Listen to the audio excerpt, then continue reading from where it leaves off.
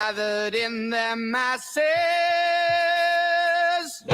just like witches at black masses. Evil minds that plot destruction, sorcerer of death construction. In the fields of bodies burning. Yeah. Good song for today's environment. The war machine keeps turning. There it is. Hatred to mankind, poisoning their brainwashed minds. Oh Lord, yeah.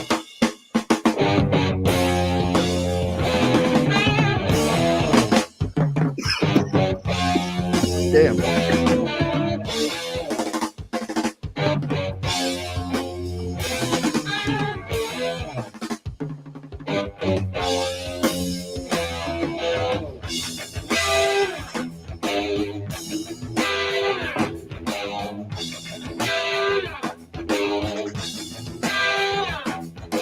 Politicians hide themselves away.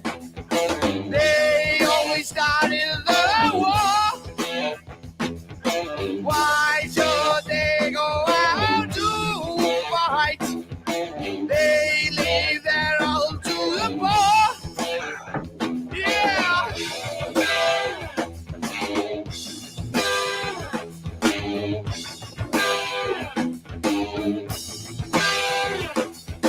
Time will tell them their power minds, making war just for fun,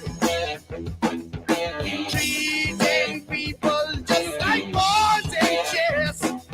Wait till their judgment day comes. Yeah.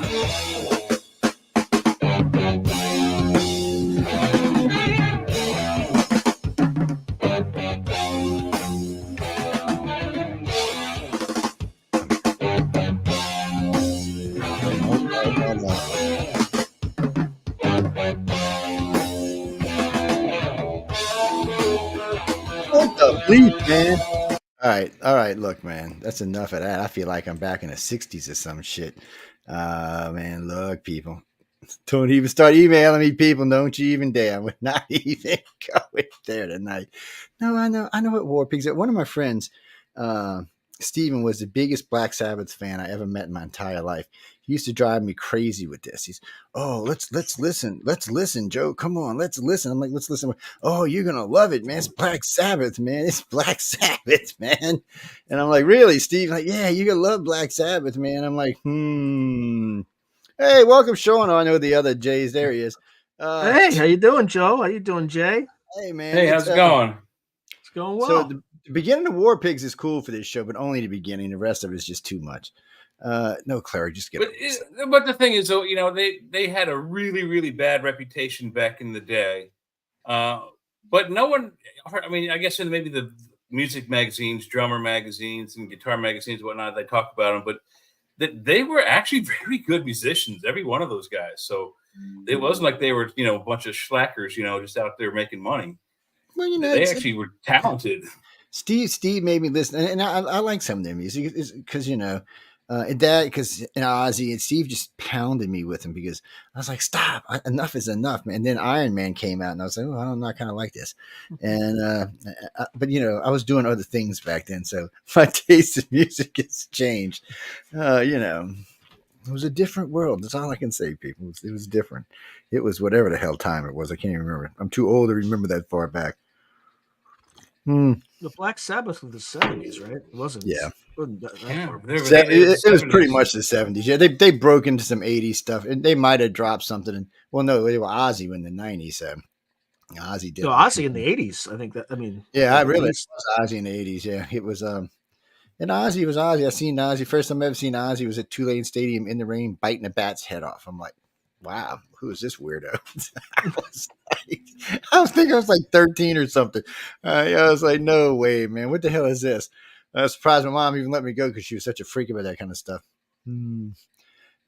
I liked Ozzy for a lot of things. I mean, I still can't understand what he's saying when he's talking, but That's my car. Like, what the fuck did you just say? Bleep bleep. And his car. You ever hear him when he's trying to talk to his car? He's did a couple of clips where he's trying to teach his car to listen to it. Shit is hilarious. The car is just like, no way, dude. I don't know what the hell you're saying. He's lucky he's got his wife, man, because he'd be lost. Oh, he would be she's smart. She's the smart one. She is a smart one, and she made sure they hung on to the money and the fame, and she's come out on her own. You know, I like her because she's one of those wives who actually stepped out and made a difference. Not like the wife that, well, got the poor comedian slapped in the face because Will Smith's got a little dick. Oh, wait, did I say that out loud? Son of a bitch. I'm sorry, people. I did not mean to say that out loud. That just slipped out of my mouth. I was thinking that was not meant to I meant to say he had penis envy. Okay, I'm sorry. I can be crude some nights. People get freaked out because they're so used to me being one way and they see me in radio and they're like, Joe, you're kind of rude. Yeah, I can be rude when I want to be. Look, you know, what's her face?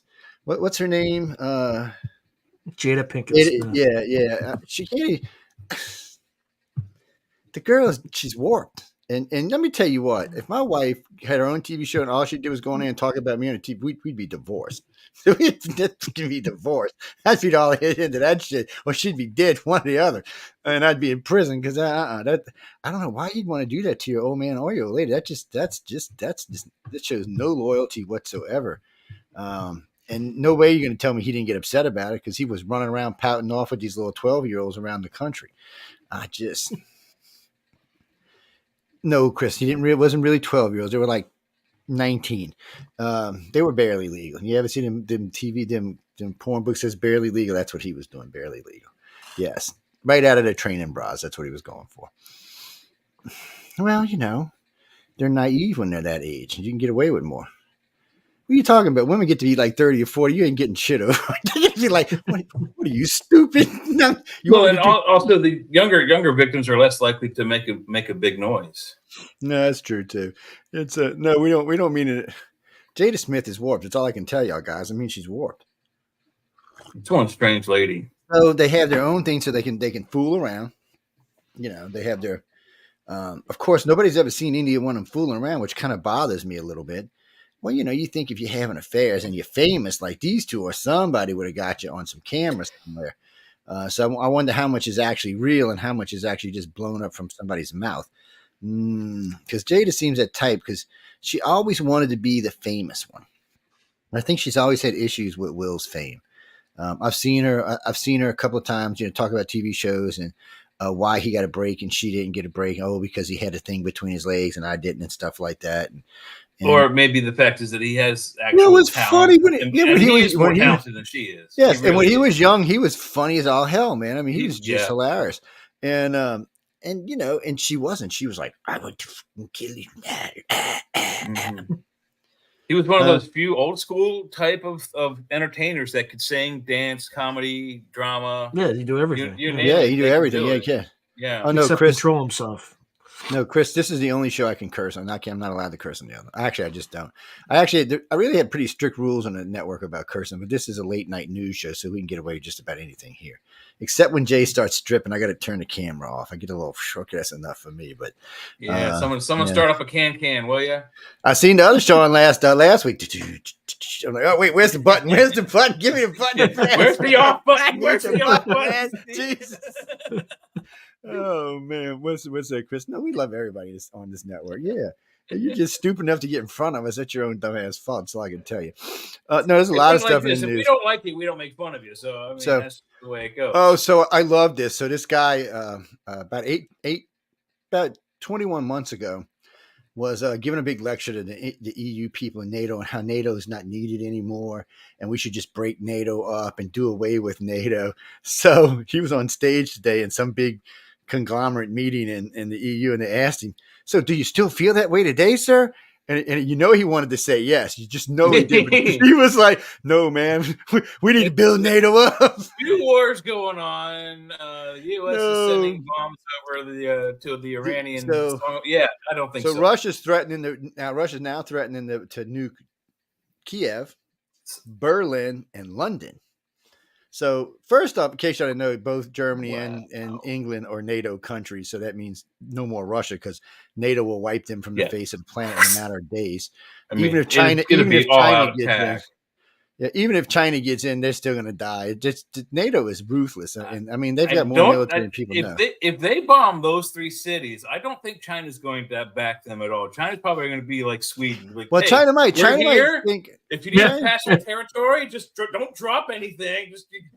China might think if they catch NATO off guard and Russia can roll in some troops through Poland and all, they might think, hey, this is an opportune time.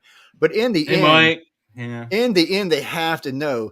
Worst case scenario, America still has 5,429 nuclear warheads available for use. So, guys, and how many of those are on submarines right now, floating around in the ocean? There's quite a few of them sitting on mobile launches, and quite a few of them sitting on the ground. So, in the end, people, we have plenty enough firepower to wipe everybody else on the planet out 2, 3, maybe even 4 times. Not like the old days when we have 12,000 of them bitches, and Russia. We have enough nukes to nuke the nukes that we just nuked the nukes with.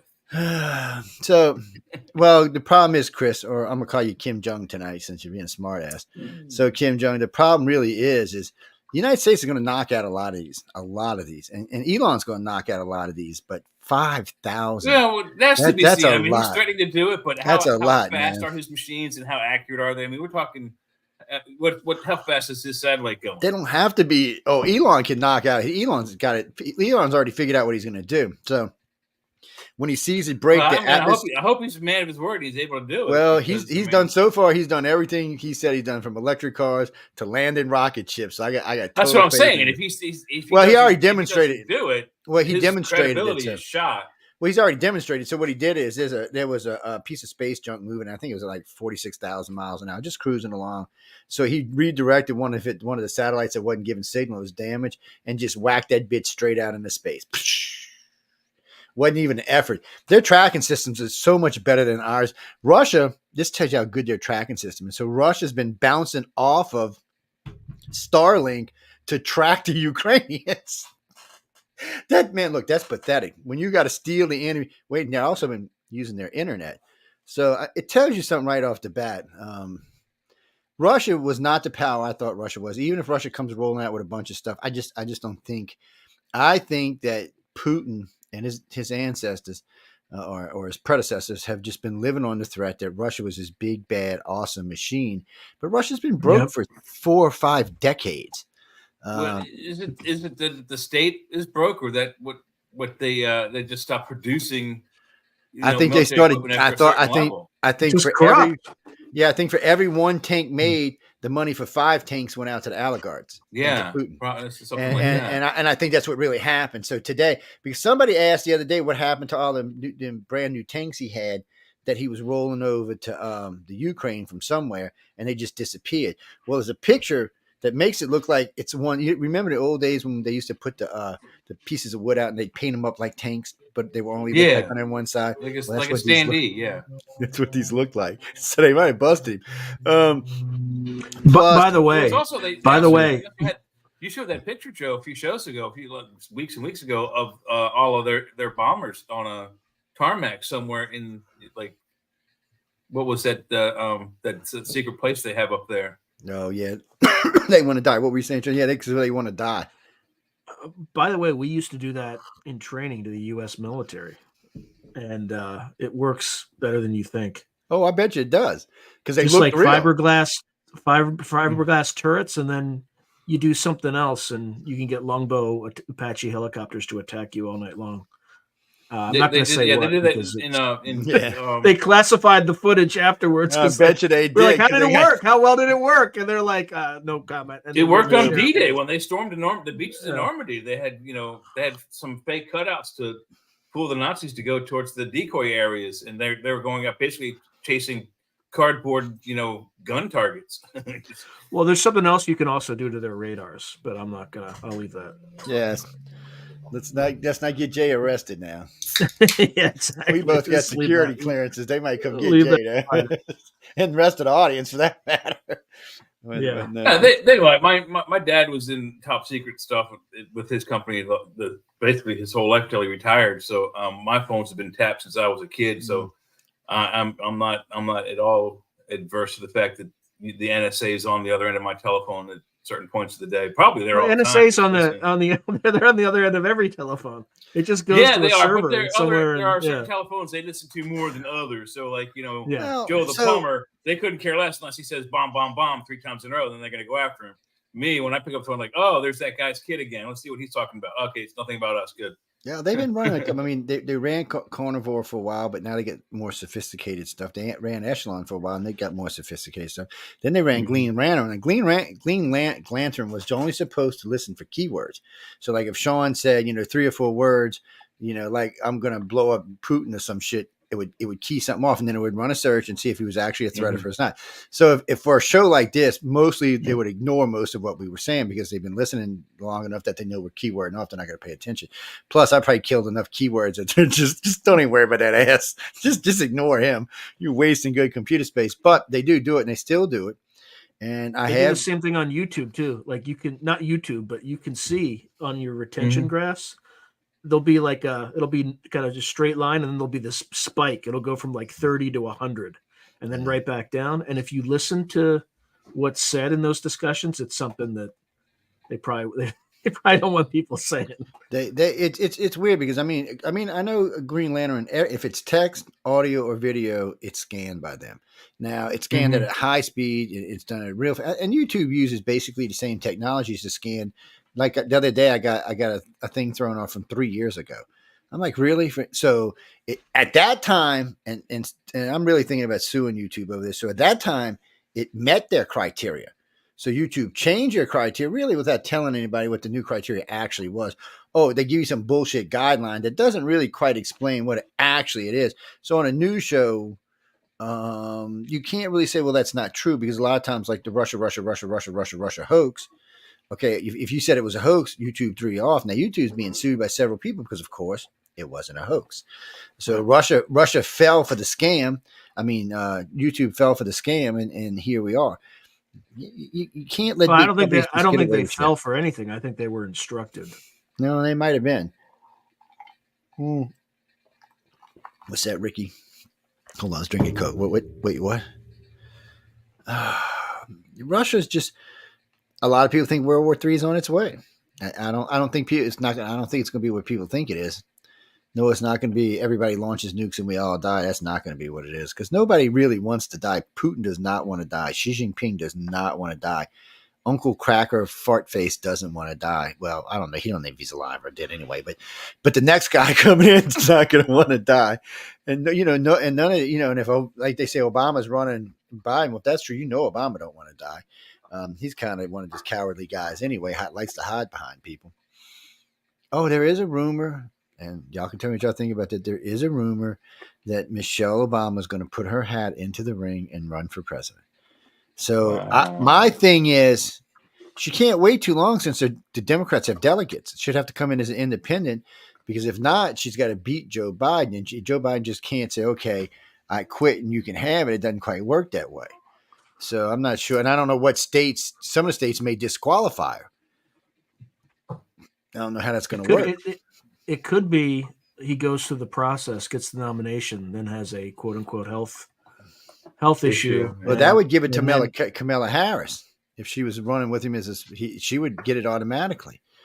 There's probably some process in the Democratic Party where they have like a deliberation and then they choose some heir apparent. And I think they'd find some way to kind of move Kamala Harris out and then bring in someone who's even worse. Well, so there'd be somebody from without getting in trouble. Yeah, they're not going Newsom, because Newsom got his ass handed to him by what's his face down in Florida, and he retired. DeSantis.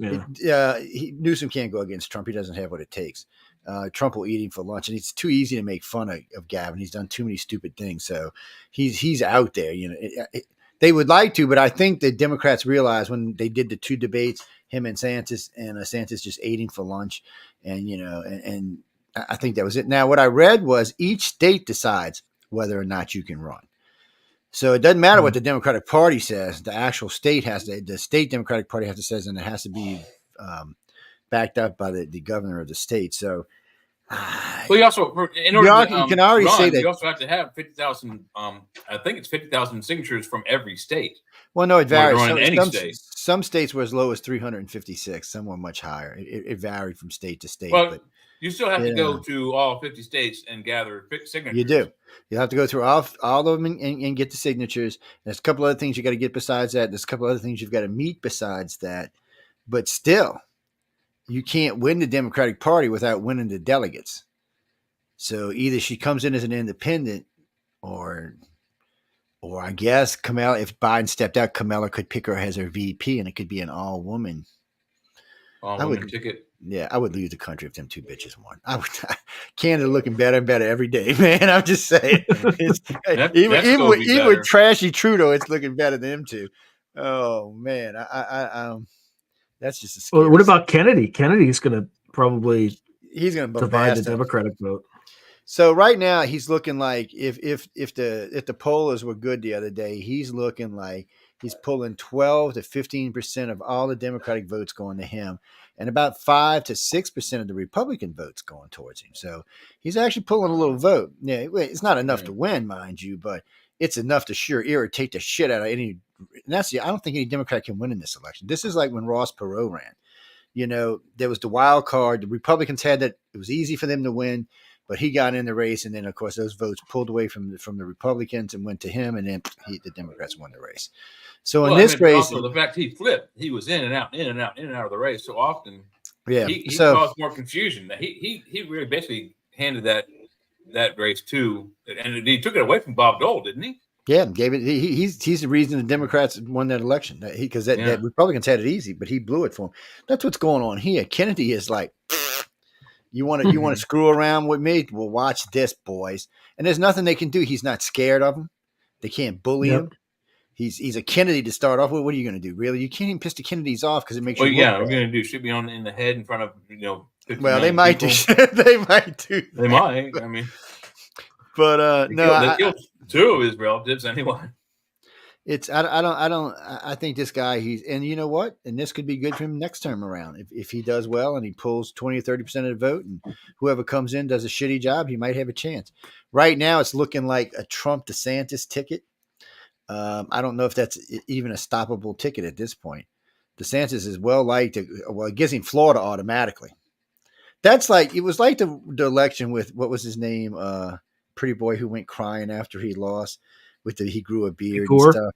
Gore, yeah. Gore. So I never could understand why there was such a big deal about Florida. Jeb Bush was loved. Jeb had an 87% approval rating in Florida, and you really thought that Florida was going to vote for not for his brother. I couldn't even believe people thought that. I personally think that was way rigged because this had been a much bigger margin. And 3 years down the line, they found 105,000 ballots stuffed in boxes. Out on some pier in Miami Bay, all Republican ballots. So because it was no way. I mean, you're voting for the guy's brother. It's his first time around. The dude, they love him in Florida. I mean, they just loved him. I mean, there's no other way to say it. He's one of the highest rated governors of the state. And yet Florida was going to vote. I just had issues with that. And even after they finally proved the Republicans won, they still wouldn't give it up. And then they got mad because Bush wanted to do the same. I mean, Trump wanted to do the same thing. Somebody should actually shove that Florida shit in the Democrats' face every time they talk about Trump.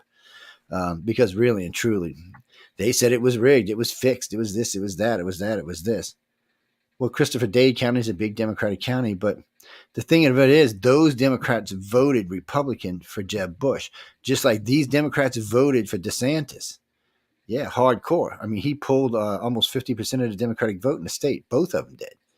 So why would they go vote against, really, Al Gore? Who the hell he wanted Al Gore to run? He's a crybaby. I'm sorry. He was the global warming guy. Mm-hmm. Who had the biggest carbon footprint of anybody on the planet for almost a full decade. But yeah, global warming. And he's a Rhodes Scholar. He doesn't know how to spell the plural of potatoes or tomatoes. And he had, was it a fifth grader had to show him how to do it? I don't know. No, that was what's his name? That was Quayle. That was Vice President. Oh, okay. Quayle. Yeah, that was Quayle. That was Queer Quail. He was that was another doofball, man. I don't understand it. So we really do have brilliant people in this country. I mean, really brilliant people, and none of them ever get into politics. You know why? That's because they're brilliant. Because they're smart. Get out of Wait, you know, they asked Jeff Bezos. He said, "I would lose money if I got into politics." He said, "I'd be going backwards, not forwards." I think Trump. Although if you want to join a highly successful hedge fund, run for Congress. Yeah. You know, because they can even do insider trading. How sweet! They have hedge funds that follow their trades and make investments. They literally track Congress. Yeah, because Congress got insider trading, and they tried to stop this 4 different times. I don't understand that. Okay, they put what's her name in there, Martha Cookie Girl, in jail for 6 months because she did insider trading from a tip she got from Congress, by the way. Yeah, a congressman. But these guys do it on a daily basis, and but it's okay for us. Insider trading is insider trading, people. So what we're talking about, illegal, no matter how you look at it. Yeah, it's like somebody's giving me a tip that Elon's got a new rocket coming out, or he's got this ship going to go to Mars, and it's all this new stuff. So, bam, you can get in and invest right off the bat. The stock jumps 2 days later, 100, 500, 1,000%. You just sell out. You done made a small fortune. It's just cheating for the rest of us because none of us get to do that. We got to do it the hard way. We got to take the long way around. So, no, I do. I call it gambling when you're doing Bitcoin, but. Bitcoin can be stable. Bitcoin, I just don't trust Bitcoin because I don't know if it's actually going to be here forever. Sometimes I think it is. Sometimes I think it's not. So I just do what I can do. And recently I made a good bit of money in it, but that's because it went up real fast for about a month. And but it's not backed by anything. It's not federally insured. No, it's not backed by anything. And I don't even think it's nationally recognized. It is national. Yeah. But yeah. And then a friend of mine showed me how you can make money in 3 and 5 minute nodes. And if you got a lot of money, you can make a lot of money. So they got places you can go, and you can follow it's not just a Bitcoin, any of the coins. You can follow them, and when you start to notice an upward trend, you think it's going to run. You can take a 5-minute bet. It's not even a bet. You can buy a 5-minute thing. So let's say you got $50,000 in, and it jumps up 65%, and you sell out on the 6th of the minute. See, to me, that should be illegal, but it's not because nobody knows anything about freaking Bitcoin. Because it's well, no, Chris, technically it's not real money. It's nothing. It's electronics. Yeah. It's very it's backed by no kind of actual. You can't turn it in for any kind of goods or services. Look at the poor guy who had $28 billion on his computer, and somebody hacked him and got it, and there's nothing you can do about it. There's not even a law to enforce on this. It's dangerous. Well, look at what that guy. What was his name? Sam. What's his face? Bankman-Fried. Yeah. How much money did he take people for? I mean, it was 138 million. It was 138 billion. It was some ridiculous amount of money, people, and he's going to go to jail. But I don't even think he's going to go to jail for a long time. But Joe, it's effective altruism. It is that. It's remember that? Remember that crap? I like to invest in effective altruism. It's great. It's going to help society. And then he just takes everybody's money in the Bahamas. Yeah, no. Wherever he was. Look how much money Al Gore's made off of carbon chips. No, Frank, so far I haven't seen him do anything with this. So you go to these companies, you have a guilty conscience, you give them $100,000 to offset carbon. As far as I know, 3 or 4 of these companies either went bankrupt or got in trouble for fraud because it's nothing. You're giving somebody money for the sake of giving them money. They're not really doing anything. They don't like have any big programs where and let's be honest, but I've talked to, like I said, I've got a bachelor's in science, and I've talked to several engineers lately. Yeah, and I've been talking about this for about 10 years. I don't understand why we don't make just carbon scrubbers, put one on the top of every building in this freaking country, along the ocean lines, put the big ones out there. Instead of windmills, put them bitches out there. So the estimated time with the ones they're talking about, it would take less than 5 years to remove the carbon from the planet. And if every country did it, it would take less than 18 months. 18 months. And what we're doing, we're worrying about global climate and how we're going to kill each other because we don't really care. But Joe, who will eat the bugs? Who will eat the bugs? That's all right. Who's eating? No, because they don't care, people. They don't give a shit. They don't care if you die from radiation. They got a big old temple on the ground somewhere. They don't give a shit about you. Klaus cares. Klaus or cares. yeah, or you'll be one of the first ones to live on Mars with Elon. I mean, or maybe somewhere else for that matter. Well, they just found out. They think. I was going to say Betelgeuse. It's not Betelgeuse. It is Proxima Centauri b. They think may have life on it. They think it has oceans and stuff on it. Some kind of new chemical they found suggests that there may be life there. We're going to keep. Look, I'm telling you, I've been saying this for 3 decades. Life is the norm. It's not the ad norm. It's everywhere. And I guarantee in this solar system, we're going to find life in at least a dozen or more places. Joe, this is how they're doing disclosure. They're going to start with something distant. They're going to say there's life there. Then there's going to be some other announcement. And then, within a few years, they'll say, well, there's actually life on Mars. The methane cycle demonstrates it. Here's some pictures that we may have stumbled upon in the last week. I mean, they've known it for. There's Venus too. I mean, there's at least 3 planets in this solar system that are or had life. Yeah, not to mention moons, right? You probably have something not on mention Europa. moons. Yeah, Enceladus, Io. Well, we've been talking about the desensitization program for about 4 decades now, and all it is, it's just a program they run. They've been running it because they need to get not us 3, but the other us 3 that don't believe in anything or understand anything. They need to get them to know that something's coming. So it started out really simple. You go back about 300 years, you'll start seeing more and more sci-fi directed towards space. And then as things go along, you see more and more and more and more and more. And now sci-fi, especially space sci-fi, is big business in our country, and not just in our country, around the world now.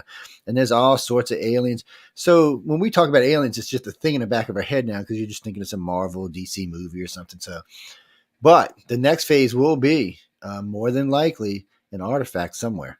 They can find a bug, but it would be better. And more than likely what they'll do is they'll find a plant or a bug first, probably on Mars. And they'll say, look, we found this, proves that there's life in our solar system. Okay, that's good. But do you feel threatened? I don't feel threatened by some freaking bug on Mars. So I'm not really worried about it.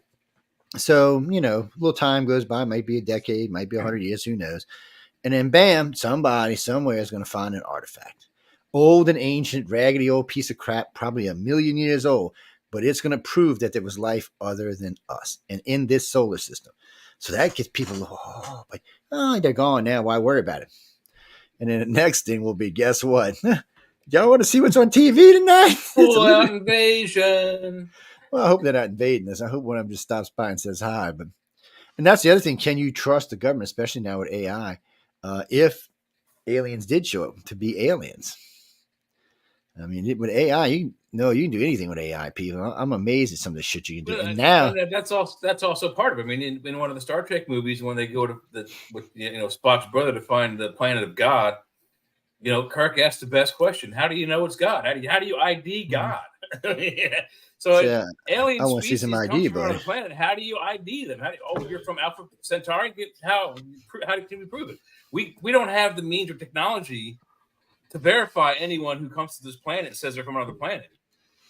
We can find out if they're from here or not. Maybe genetically, but we can't verify. We can't go back to their planet and verify.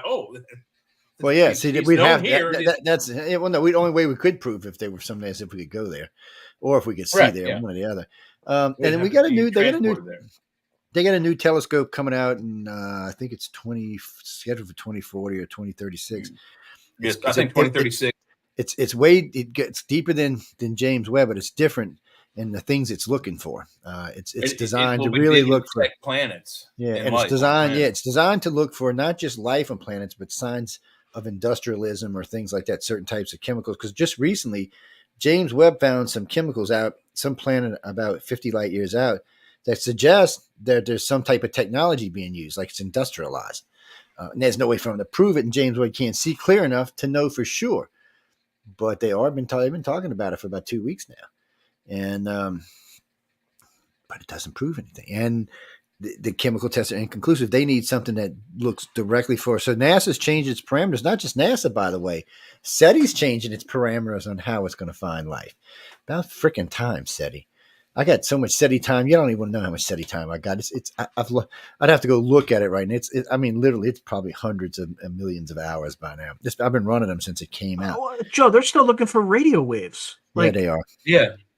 Like any sufficiently, like any civilization slightly more advanced from us is either going to use the A potential, which is kind of a quantum communication thing, or maybe gravity waves, and we just proved that gravity waves existed like in 2015. Yeah, well, right? or something that crossed through dimensions. We don't really. So radio waves is looking for a technology like us, which all it means if we do find some. So it's 100 light years out. So it's a 200-year trip for that voice back and forth. We're even telling what they are, but and nobody's getting there. I mean, we don't have any technology that can go 100 light years out, and not in 100 years. Even then, I mean, even if we go fast as light, it's still a 100-year trip. Stepping stones are the only thing for us.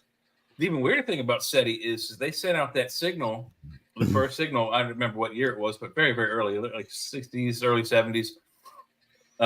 And the message was devised by Carl Sagan, and I don't know the guy's first name, but Drake, another scientist named Drake, who actually came up with the Drake equation, which it's the dumbest equation for is there life in the universe or not I've ever seen in my life. But they sent that message out through the Arecibo telescope, and then allegedly got a reply back in 71 or 73.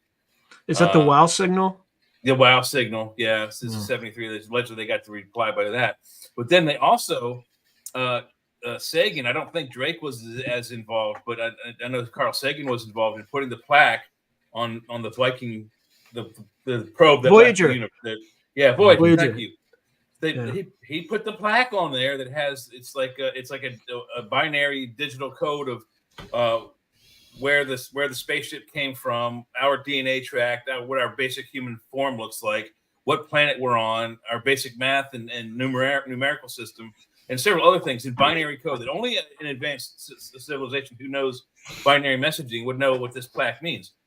And then allegedly, what was it, 2014, sometime 2000 teens, there was a crop circle reply of that same plaque that it had a different picture of the radio that was sent the signal. It had a different picture of a dude. The DNA was different. The planets were different. The math system was the same, but it was a direct correlation. And it was next to a picture of an alien face with more binary code written in it. And that's how you know it was one of us. Direct answers. So, I mean, it had either been someone from our planet who did it or.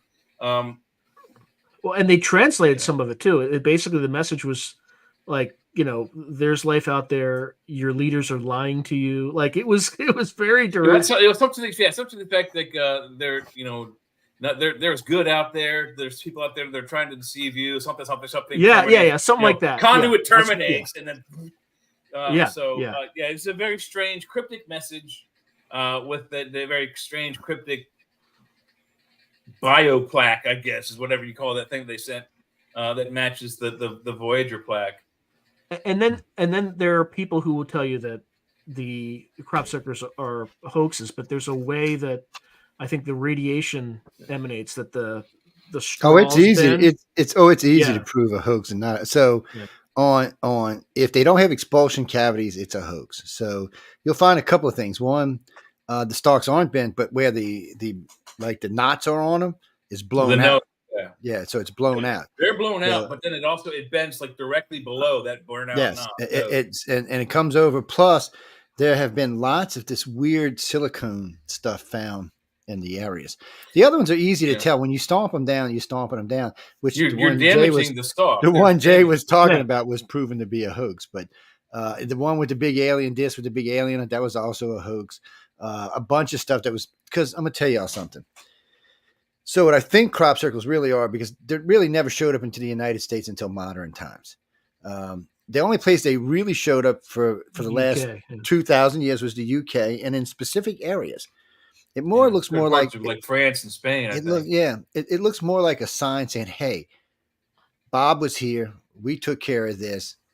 And then they go from there. I don't even think it was meant for us. I really think it was just away from them when they were going over to see if somebody had been in this particular area or did a particular thing. Even though they're telepathic, it just seemed to be what it was because it was so long, and no one's really.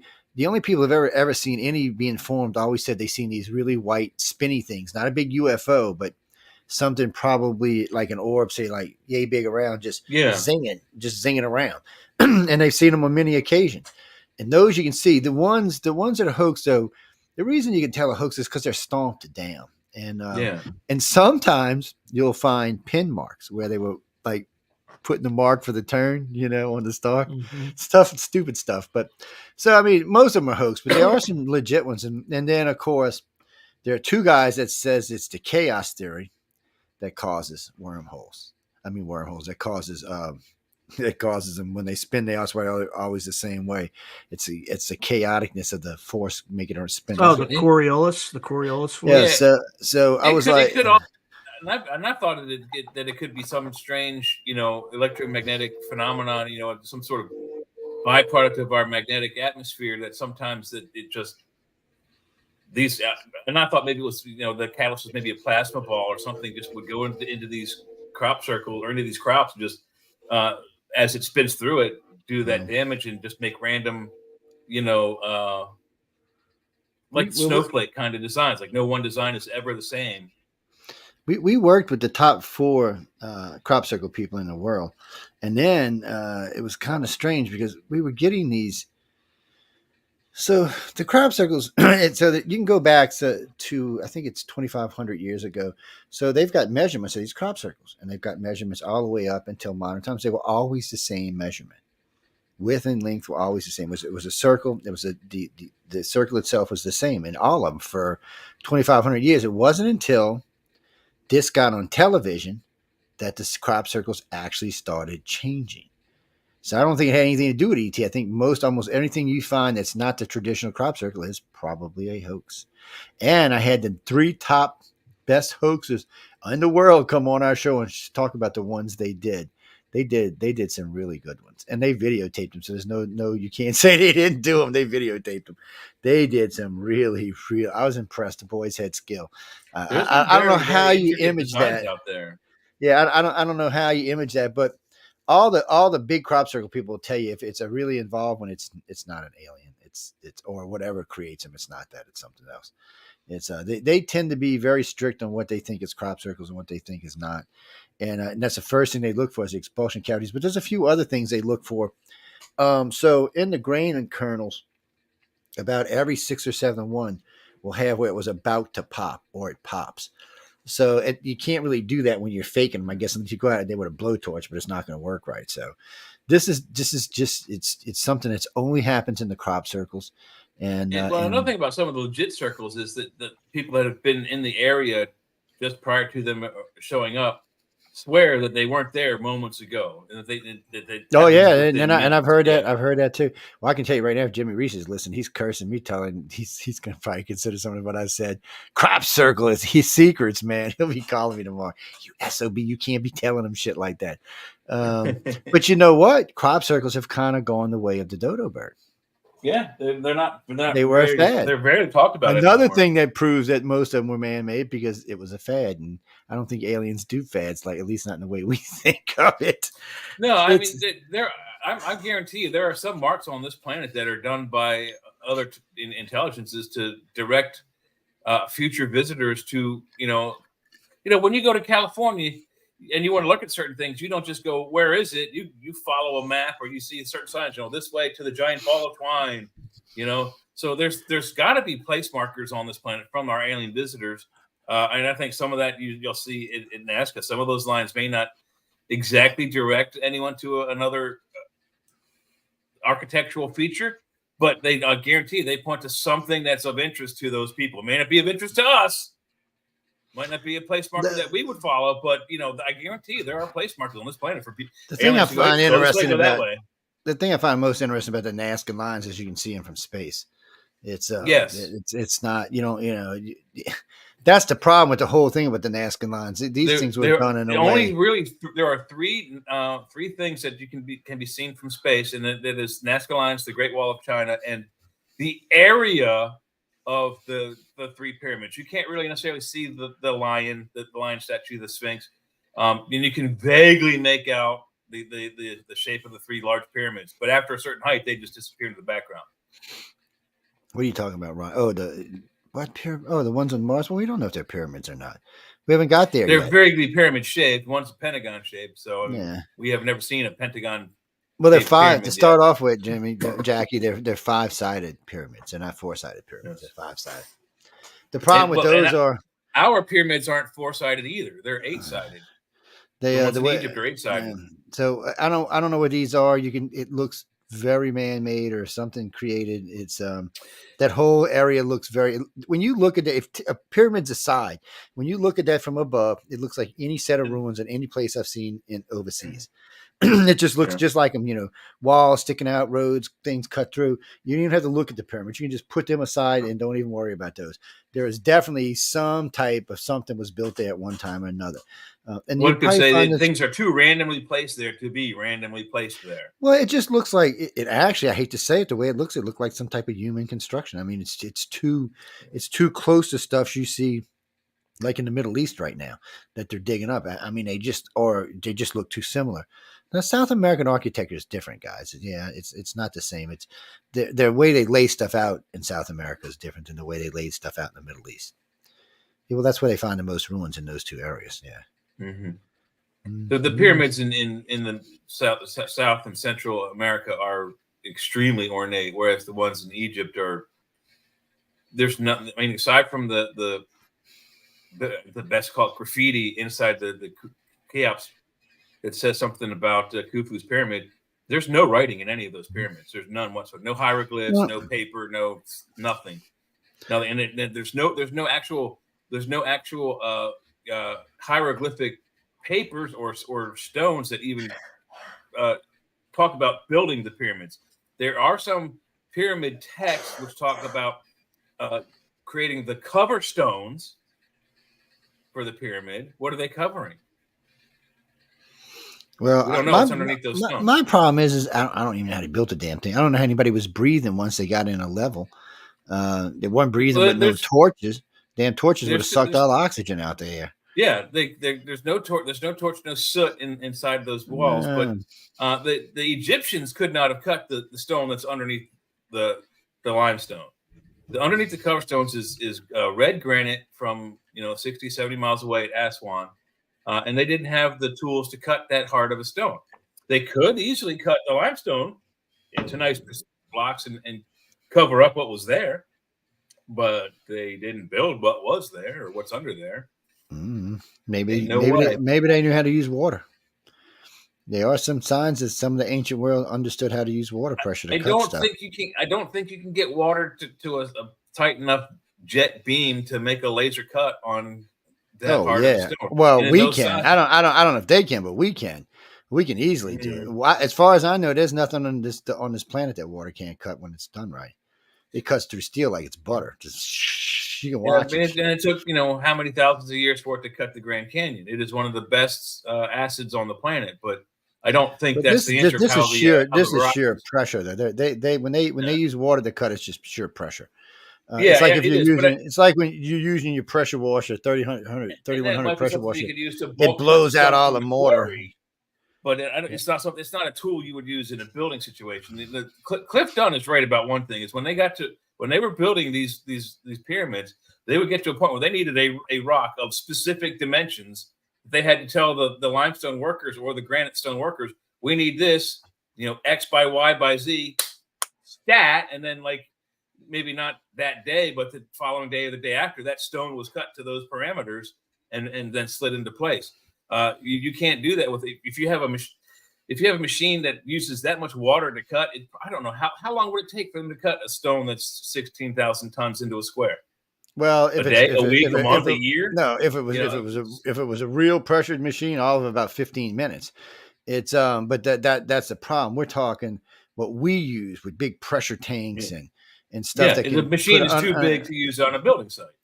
No, you could use it on a building site, but you wouldn't want to because of the water. You would want it to be away. One, you want it close to a water source, and two, you don't want all that water on a sandy job site because it's going to turn into slush and mud. That's exactly my point. You want that machine at the quarry, getting the bulk piece out that's close to the size you want. Then you get it to the job site, and you're like, all right, we need it shaped to this size.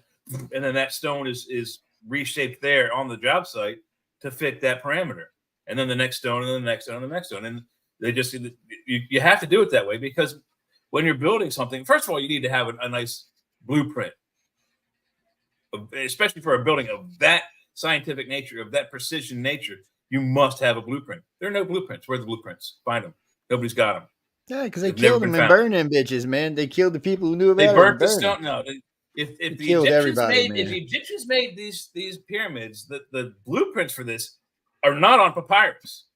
They're on some clay tablet baked somewhere and then solidified. I'm telling you, the whatever it is, whoever would have been the priest would have killed anybody involved with it and destroyed any mentions of it. Why do you think? Think about this in the beginning. So Khufu starts building pyramids, right? He builds this one. He's the guy who built the bent pyramid. So you can see the progression of building pyramids. The ziggurat tour that goes like that. Yeah. So he built 4 pyramids, with the last one being a true pyramid. Not a big pyramid, still a true pyramid. But you can see the progression of how he learned to do it. So we know the Egyptians. Yeah, we know the Egyptians did this technology themselves. Now, whether we're getting some guidance from somewhere, I don't know. I wasn't there. But they actually, because of those 4 pyramids, you can see how the Egyptians learned how to do this through these technologies. And of course, like any technology, as things go along, your tools get better, the way people do things get better, and so on and so forth.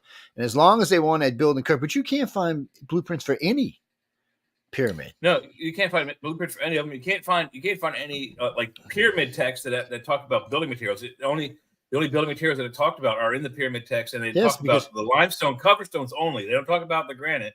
And you know what? It would have been anybody but important people in them. You would have probably got blueprints, but since it was, you're not seeing any ledgers for what the slaves were given, because they had to have, even though they weren't paying any slave work that was going on there. Well, okay. Well, first let's stop for a minute. If slaves were being used, they would have had a ledger of how much food was being consumed. It ain't even They would have a ledger of how much money was being paid to specific workers that are cutting the stones and moving the stones. None of that exists. Yeah, because the majority of people who worked in the pyramids were not actually slaves; they were actually employees. Yeah, it took a long. So this killed, and actually there is ledgers. I'll tell you. So what happened is the Cairo Museum got into it with the London Museum, because the London Museum was saying it was all slaves, and they're like, no. Most of these people were paid employees. So Cairo's got ledgers. They pulled them out and said, no, look, see, this is where they were paying their employees to do this. They even got how much bread was being consumed a day, how much other stuff was being consumed a day. There even was some kind of liquor. I guess it was liquor. I don't probably don't beer. Know. It was. I think it was a meat of some kind. Beer is both medicine and food. Yeah, they was antibiotic in nature, so. But none of those ledgers were from the Great Pyramids, by the way. As far as I know, they were from the smaller pyramids. They don't have any. They have them for some of those 4 smaller ones. But one of the things that, you're right about the progression of them building those 4 or 5 or 6 pyramids and getting better and better as they go. But were those built in congruence with the pyramids of Giza? I think they were built after those pyramids were built. And I think that no matter how many times you build a pyramid, it's not going to teach you how to get lucky to precisely align the next building so you're only 0.025 off of true north, south, east, and west on all 4 sides of the building. That's impossible. It is such a happy mistake to have built a building so close to being, and like I said, the buildings are 8-sided, so the faces of the pyramids, they bend in like this, and that line going down the middle of each facade faces north, east, southwest, and the corners face the northwest, southwest, southeast, and what have you. You can't align a building. It was a little different back then. The Egyptians did not have the compass. Think about this, Jake. Think about how great our construction today would be. Is if you fucked up, you got your head chopped off. It'd give you much more incentive to be perfect, man. I'm just saying. It would give you much more incentive. Within a half a foot of true square instead of a foot of true square. We've built some good stuff, and it's weird because when you talk about the pyramids, like everybody always wants to compare the Mesoamerican pyramids, but it's a whole different type of building. Different type of construction. Yeah, they didn't stack blocks. Yeah, they actually did it different. They built outer walls and then filled the inner walls and went up from there. So the inner walls are actually the Mayan temples and all that are actually debris rock up in there. It's a whole different style of building. And it was actually probably a faster way of building. And you'll notice that the buildings are much more ornately decorated. You know, they got snakes and motifs and things going down the sides and tops of them. Yeah, they were those pyramids were being used. Buildings that people were going in and out of. You know, the pyramids seem to have been some sort of chemical plants that made some sort of, you know, chemical stew. Yeah, it was just a different. No, John, it was just a different way of building. Kublai was his name. That wasn't the sun god, I believe that's who it was, the sun god.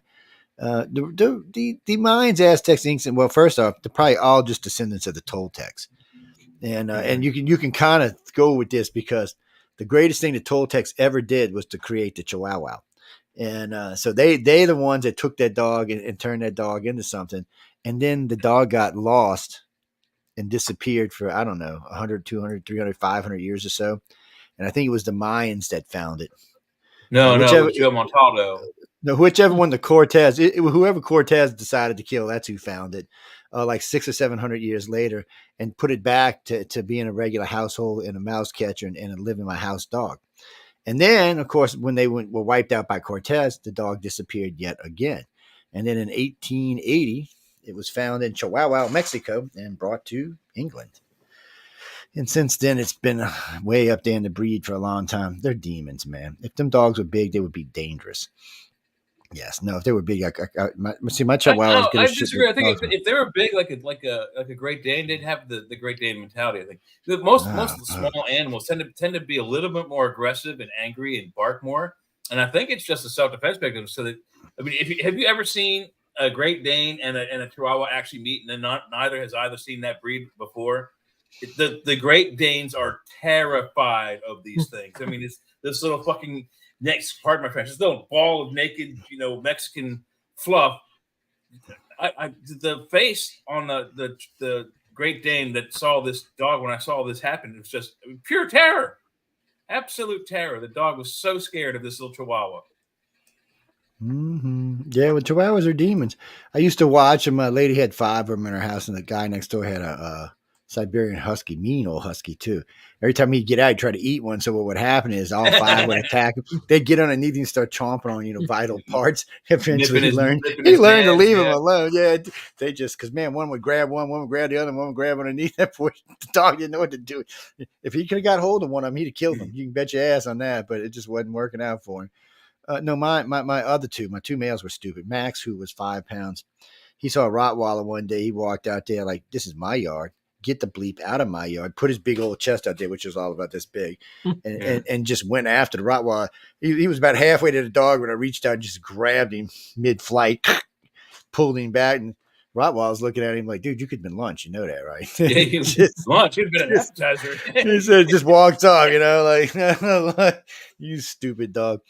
No, like Chris. So weenie. I know we've been off on tantrums, but no, the Ukrainian war. So let's talk about Uncle Putin for a while. So Uncle Putin. He's first off, he's been threatening everybody. So he's starting to sound like Kim Jong Un.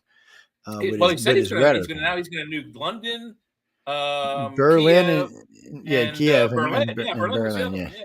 So I just I'm thinking, dude, you must be smoking something up there that they're not sharing with the rest of the planet. Because I mean, come on, he must be getting the good stuff because we ain't getting. Obviously, that Siberian blue has got to be something good because his brain is out there. Oh my god! What do you mean, Chris? No, he's on. Well, hearsay he's been going through chemo. Well, and he's got the Alzheimer's kind of thing, so he's probably got medicine for that too. Because they said all this, and then he denied it. And then something leaked. He went to Cuba for his cancer treatment, and it got leaked. And they say Cuba's got one of the best cancer places on the freaking planet. Can you believe that? All the dictators go there. Yeah, the guy from Venezuela. Hollywood's been going there for years. They've been going to some guy over there. I mean, they can't even get a car newer than a '55 Chevy, but yet they got the best cancer. I don't know what to tell you. Hey. Joe, though, those 57 Chevys that got there look brand new and pristine. They take good care of them. I know they do. And my brother wanted to go down there. My brother and my partner wanted to go down there when Obama got it opened up. He wanted to go down there and just buy as many as we could and bring them home. But they were like, no. So the guy in Cuba said, I won't sell it to you, but I'll trade you for something newer. I'm thinking, shit, I'll give you my Camry, dude. Yeah. I take it. The Camry, man. Come on. I'll give you a Kia, man. I give you the other. I don't like American cars. Unless they're muscle cars, I don't like American cars. Well, a 57 Buick probably got about 28, 30 gallons to the 30 miles to the gallon. Yeah, the only matter of fact, efficient. Yeah, the only I like my F-150s. Yeah, I like them. But other than that, no, I'm not a big American car fan. Because you want to know the real reason why? Okay, I'll put it out bluntly. You can take a Malibu and you might get good 200,000 miles out of it. The Camry I got will go 400,000 to 500,000 miles without any major maintenance other than oil change, a little work here and there. That's it. The American car is not going to get nowhere near it. My Ford truck, which was babied from the day I bought it, made it 250,000 miles and said, that just American cars are just not designed because it's that shit. We can't have it going too far because you won't buy a new one. Yeah. And they want it to eat a lot of gas, like be inefficient gas bus, so you buy more gas. Plus, Toyota and them do stuff that you have to pay extra for an American car. Toyota gives you. Oh yeah. Premium sound, premium wheels. That comes with the car. In America, you got to pay extra for that. 2021 Camry, and it's like a mid-grade level, an LE class, and it's like, I mean, it's like a Cadillac inside. It's nice inside. I mean, I've got cruise control. I've got it doesn't drive by itself, but it kind of sort of does. It has this thing that it senses the lines on the side of the road, and if you let go of the steering wheel, it'll center itself in the lane, and then after a while it'll say, "Put your hands on the wheel."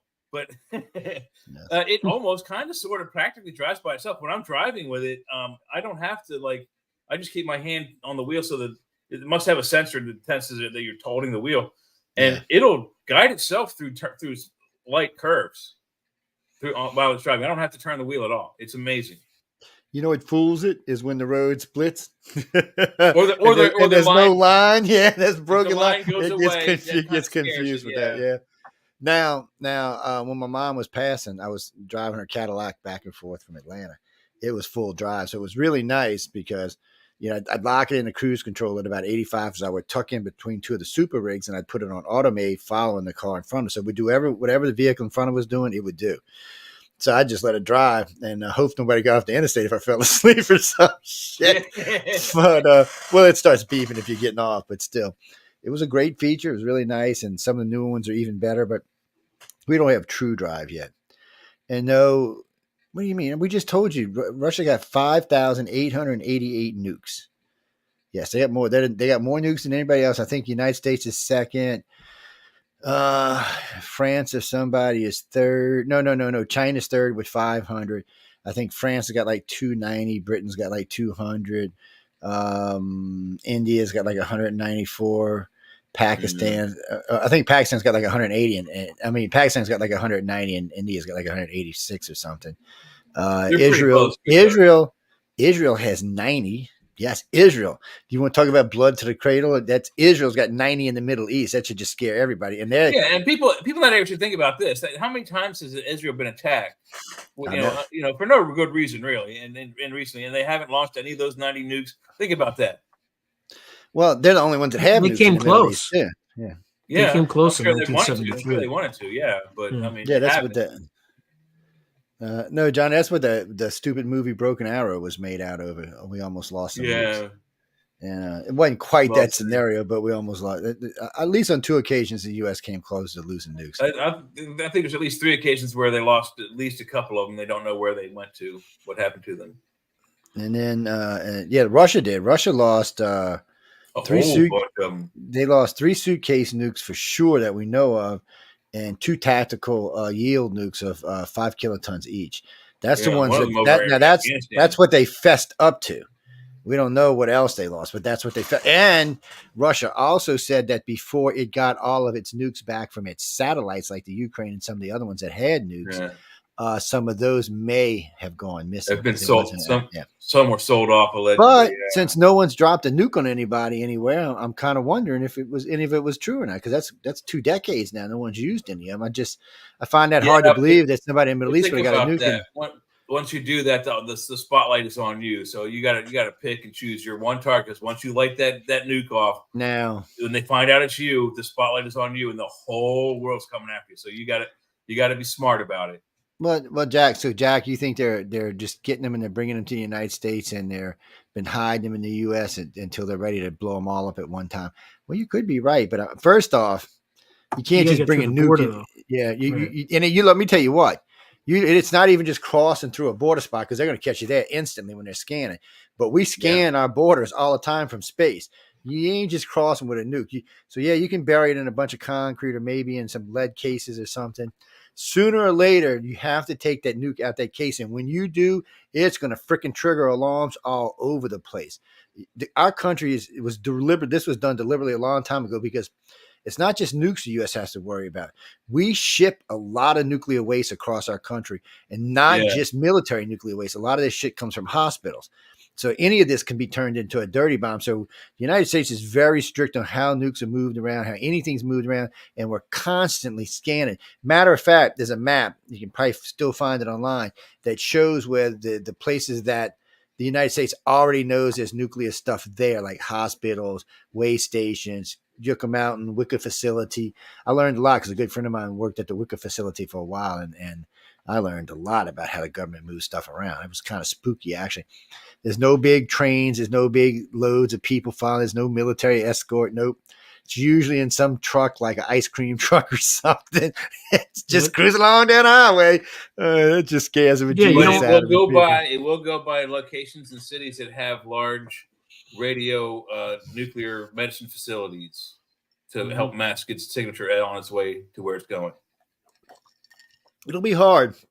I mean, but like I said, somewhere along the line, you'll have to take, if you're going to use it, you're going to have to take it out the case. And once if you don't have to take it out of the case, once you arm it and turn it on and it becomes nuclear active, well, that's what I'm saying. To do that, when you do that, you have to take it out the case. You got to open a case to arm it.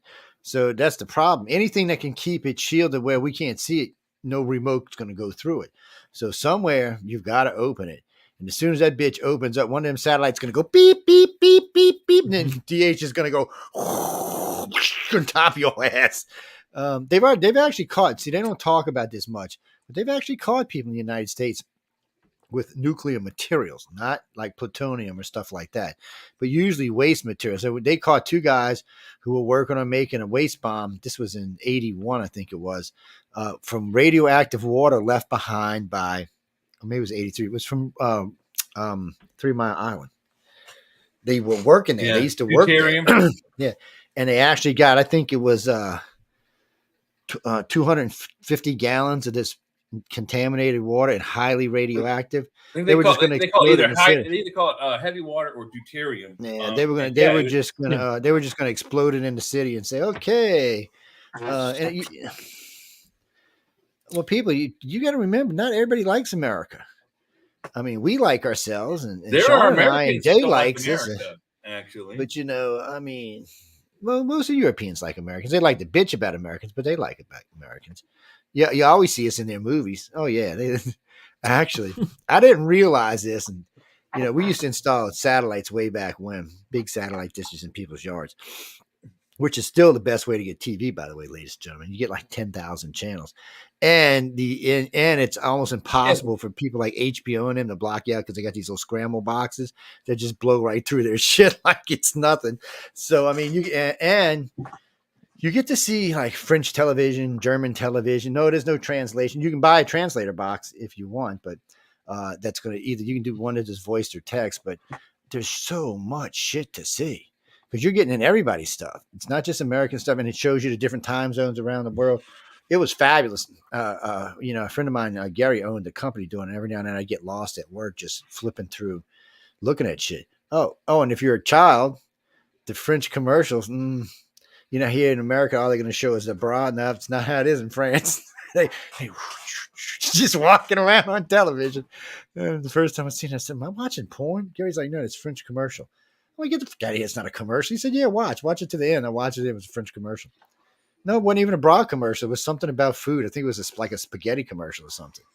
Nothing sells food like nudity, man. I mean, it was stupid. I'm just saying it was stupid. Do I think so? Wait, so what you're asking? You're asking the three of us this. So you're asking. So do I think, or we think Kim Jong Un or Putin is just talking rhetoric, or do you really think something's going to happen? For Putin, if it's going to happen, he's going to have to do it before the elections because he will not act if Trump wins. Kim Jong-un, same thing. He's just a coward. If we get Trump back, both of those two are going to quiet down. The Israel thing might flare up. Israel's not going to shut up for nothing. Good. I think part of the calculation of Putin is, I mean, not entirely, but there's got to be some level of deterrence, right? There also has to be, I think he's kind of playing partially to the U.S. election, right? He's making Biden look like a weakling, scaring people, and then, Yeah, I wouldn't be surprised if he's in cahoots with Trump to do this, so that Trump looks like the stronger guy. And we've already seen that the Democratic Party has already paid for his campaign advertising. It's a done deal. Yeah, pretty much all three elections. He's in the news every day for some BS that's going on in New York and Florida. So I mean, it's just amazing. I don't know why they thought this targeting thing was the best strategy, where they just sue them. They're trying a noose around their own candidate's throat. Yeah. Well, because they thought, well, you would have thought after the Russia Hillary thing, they would have learned their lesson, because that's why he won. He wouldn't. If they would have not done the hoax and Hillary would have not done what she did, she would have won that election and been the first woman president. She probably would have barely won it, but she would have won it. But all the other shit, most of us already thought Hillary was ungodly corrupt to start off with. And all this was prove the point. First off, nobody really thought Trump had Russia ties. He was an American businessman and actor. He wasn't a big fan of Russia. He'd only ever been over there twice. Odds are he hasn't really had, because, they could find out. And that's something else the Democrats didn't want to talk about. They always said, he was there. Yeah, twice. So what, twice? And he didn't have any Russian friends here in the United States. They couldn't find any contacts here in the United States he was talking to that had ties to Russia. So it was just bullshit. And then the more the special counsels got into it, the more we learned. And then every weekday, I'm Chuck Schumer, and we've got the evidence now. He's going to prison, man. We've got him. Trump should get $1 billion for every time he said that. It's such bullshit. I don't understand. I don't understand why America's as stupid as this is. I mean, we're the most inventive country on the freaking planet, and yet it's like we live with a bunch of 8-year-olds. And I know my grandpa used to say this about us when I was a kid, but be run by a bunch of preteen, hormonal teenagers. It's childish. How long ago was it when the government worked together? Did this like the 70s, I guess, mid-70s? No, you had 80s. Ronald Reagan. You had Ronald Reagan and Bill Clinton. Yeah, Ronald Reagan and Bill Clinton. They got along good. They were both bipartisan presidents. They both got shit done. Reagan brought the military back up to the strongest it's ever been, and Bill paid it off. I mean, you can't ask for better bipartisan than that. And they both had the backing of the Congress, both of them, and neither one of them had owned the Congress themselves. They were using other Congress. So they did it, and they showed you could be bipartisan. But it's the reason Obama had so much trouble. So if you look at Reagan, could cheat because he was an actor. Yeah. So he had, he knew where to stand, how to point his face. In all fairness, he was also governor of California for 8 years. He had a little practice. He had a lot of practice. And the same state. He was well spoken, and he knew how to be slick and sly and just kind of slide on people. I watched him eat the media like for children a million times. They thought they had him. He'd just slide right. I was like that stupid movie with the Texas backstep. He was still. He was And then, but Clinton was the same. Clinton had been a governor for 8 years, and not the biggest state in the union by any means, but he had been in and out of Whitewater and shit. He's already been through his conspiracies. Got out of it from screwing 4 women, and I mean, he was in, and he got in, and I still don't get this sex thing. Okay, I don't get it. Women are attracted to powerful men, and sometimes powerful men are just stupid. It doesn't mean they're going to wreck the country, because Bill didn't wreck the country. He did a damn good job with the country. So I mean, he did very good. So I'm kind of thinking maybe we misjudging people here on the wrong things. No, we're not talking about perverts. But it's either got to be in the water or in the genes. I mean, look at Tiger Woods. Tiger Woods had this gorgeous wife, absolutely gorgeous wife. Yeah. And then he steps out on her with 29 or 30 other ladies. I mean, he basically had a lady in every tournament he went to. Because he believed his own press. And that's what happens to most people. They believe their own press. And he paid for it, just like Jeff Bezos paid for it. Look at Jeff Bezos. Okay? Yeah. He knew he had $150 billion at stake, and he still did it. And guys and girls, if you're young, don't listen to this. But there ain't no piece of what worth $150 billion. I'm just putting it out there. That's man. right. I'm sorry. That's right. Plus, he didn't even know the chick at the time. I'm kind of like, well, they've done like biological studies on males in different species, and what happens is when, particularly with primates, when status increases, the behavior of the male changes, and they do some of this irrational stuff, right? I was going to say the mentality, right. the rationing goes down. You don't. Yeah, it's biological. It's almost purely biological, right? You can't pretty is, yeah. Yeah, you basically have to have one of those little pages sitting next to you. Remember, thou art mortal, right? The Roman generals had, right, or the Caesars had. When I was young, blow it out your ass. When I was young, I couldn't handle having a lot of money. I used to get in trouble all the time. Anytime we'd make like really big money, and back and then big money ain't the same as what it is today. But one night, I was just loaded. One night, I had my stepson with me, and I'm sitting in a club. I whip out about 10 grand in cash, and I'm just sitting there with my boots kicked up on the chair next to me, fanning myself, and just turn around, put 100 in the bar behind me. I said, "Look, all these people in this bar are my friends. Don't let it." I said, "If none of their glasses hit dry tonight, that's your 100 taken home with you." And she was just like, because I think it was like drinking with Lincoln or something that night, so we weren't actually paying for the drinks; we just paid to get in the bar.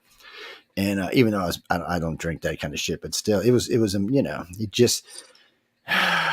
It gets its ego, man. You can't let it get hold to you. See, now I'm luckier because once I met my wife, it was different, and once I met in some of my other friends, it's different because when I opened up iCar, I needed to make sure that the people around me, because of the kind of research we were doing, weren't going to let me go off on a tangent somewhere. I needed them not to be scared to say, "Hey, Joe, I think you lost your bleeping mind, man. You need to go back and check this." And the same thing is, the more famous we were getting, the more we needed to keep in check on what we were moving, because it's easy to get caught up in the bullshit, and in the fan stuff. And one of my good friends kept saying, "You should just open a cult. You should start a cult." I'm like, "Why?" He said, "We're already in one. Why do we need another one?" He's like, "So I mean, but it's easy. So, and I'm not even, I'm barely famous. They got people out there, I don't even know how they deal with it. Sometimes the ego rush has got to be something else. But like I said, I was lucky. I had people that would say, "What are you, stupid?" And they weren't scared to tell me something. And matter of fact, I was talking with a friend of mine at some conference, and he said something to me. This woman walked by. "You should never talk to him like that. What is wrong with you?" I mean, she tore my buddy a new ass, and he's like, just like, "You shouldn't talk to me like that. See what happens when you talk to me like that?" And that's what happened. It's easy to fall into that stuff. And then it gets weird because we were in an elevator one day, and these two girls were giggling the whole time. And later on, my wife said they wanted to talk to you, but they were scared. Like, because I go to places like that so people can talk to me. That's why I'm there. I said, "Look, I come here for y'all. I could stay at home and do whatever I want. There's nothing to be blunt. I haven't been to a conference in a decade where I've learned anything really new. I've been doing this a long time, and I'm connected with so many people in different fields. It's easy for me to stay ahead of the crowd. So the only time I go really is to meet the people. There ain't no really other reason for me to go." Jimmy, no, we're just talking about traveling. Yes. Everybody over there is weird, and y'all smoke crack. What do we got going over here? I seen a couple of y'all hit the chat earlier. Yeah, I seen it. Y'all done disappeared again, though, you bunch of wimps. Y'all are scared of Sean. I know what it is because he drove a tank. What do you think? He's going to just whip the tank out of his backyard and go blow your asses up? No, he drove the guy out here. There used to be a guy out here, Jacques Littlefield. He had a tank farm. I mean, he had like Russian tanks. He had like T-34s. He had Sheridans. He had all sorts of tanks. And then he died. And his wife did not like those tanks. I bet she did. Yeah, sent them to the Four Winds. So I think they're part of the various museums. But those things are expensive to maintain. Like extremely expensive. They are. Yeah, if you're going to keep them up, especially you're going to keep them in running order, man. Some of them tanks are ancient. What do you mean? So no. Okay, first off, Christopher. So you want to talk about it really? So what's going to happen is if Russia does something stupid, you have to remember now NATO has 9 countries along. I mean, if they do something else stupid, right? Yes. Well, something that So there's 9, but Russia shares the border with 9 NATO countries. Do you know what that means? And each one of these countries have their own different kind of tanks. We're not just all using American tanks over there. We're using German tanks. We're using tanks from like 6 different countries. That's the thing about being in the NATO. So Russia's got 2 tanks right now, and one's only good. Obviously, the other one's a piece of shit. So, I mean, every time I hear about one, it's losing its top. So I'm not even worried about them. Now we know how to kill those tanks. So they're not even going to put them in around us. Oh, no, man. We won't even use the Warthogs for those. There's no need to. I mean, they're taking them, popping them off with little Lars-looking things. Yeah, I mean, Lars, they don't call them Lars anymore. They got Stingers and something else now. But Stingers and the feet. I think it's a Javelin is another one. Yeah. Javelin's anti-tank top-down attack. It's an SLW. It's a shorter launch weapon. Yeah. NLAWS is the British version. Right? Yeah. There's a few countries and using different things. Oh no, that is true. The Harris system, is that what it's called? It was used, I think it was yesterday, to take out a drone operation center. So somebody at the Russian drone center, I guess, leaked some information. Probably made a cell phone call. And the Ukrainians used this American missile system basically and took them out. Yeah, HIMARS, right? Yeah, HIMARS. Yeah, it's. I always want to call it Harris because when I look at it, I just see it. It's when I first read it today, I kept thinking not Hamas. What's the other one in? I don't know why. Hezbollah. Yeah, Hezbollah. I kept thinking, is that what the hell? I'm reading something wrong. I got to stop and actually read this instead of speed reading. But it was kind of funny. But going to war with NATO is not like going to war with the United States. You're not just facing us. You're facing weapons and jets and shit from not just our country. It's not just our arsenal you got to worry about. You got to worry about all of it. It's 30. Oh, yeah. Well, there's 31 countries in NATO right now. So, and anybody who's not in NATO, that's European nations, especially if they're EU and they're not in NATO, they're gonna back them anyway. So, and if Russia starts throwing nukes around or starts throwing military around, everybody's going to join NATO. Yes. Yeah. So I mean, it's just I don't think Putin thinks he can win a war without using nukes ever. I never thought he ever thought that. It's too hard.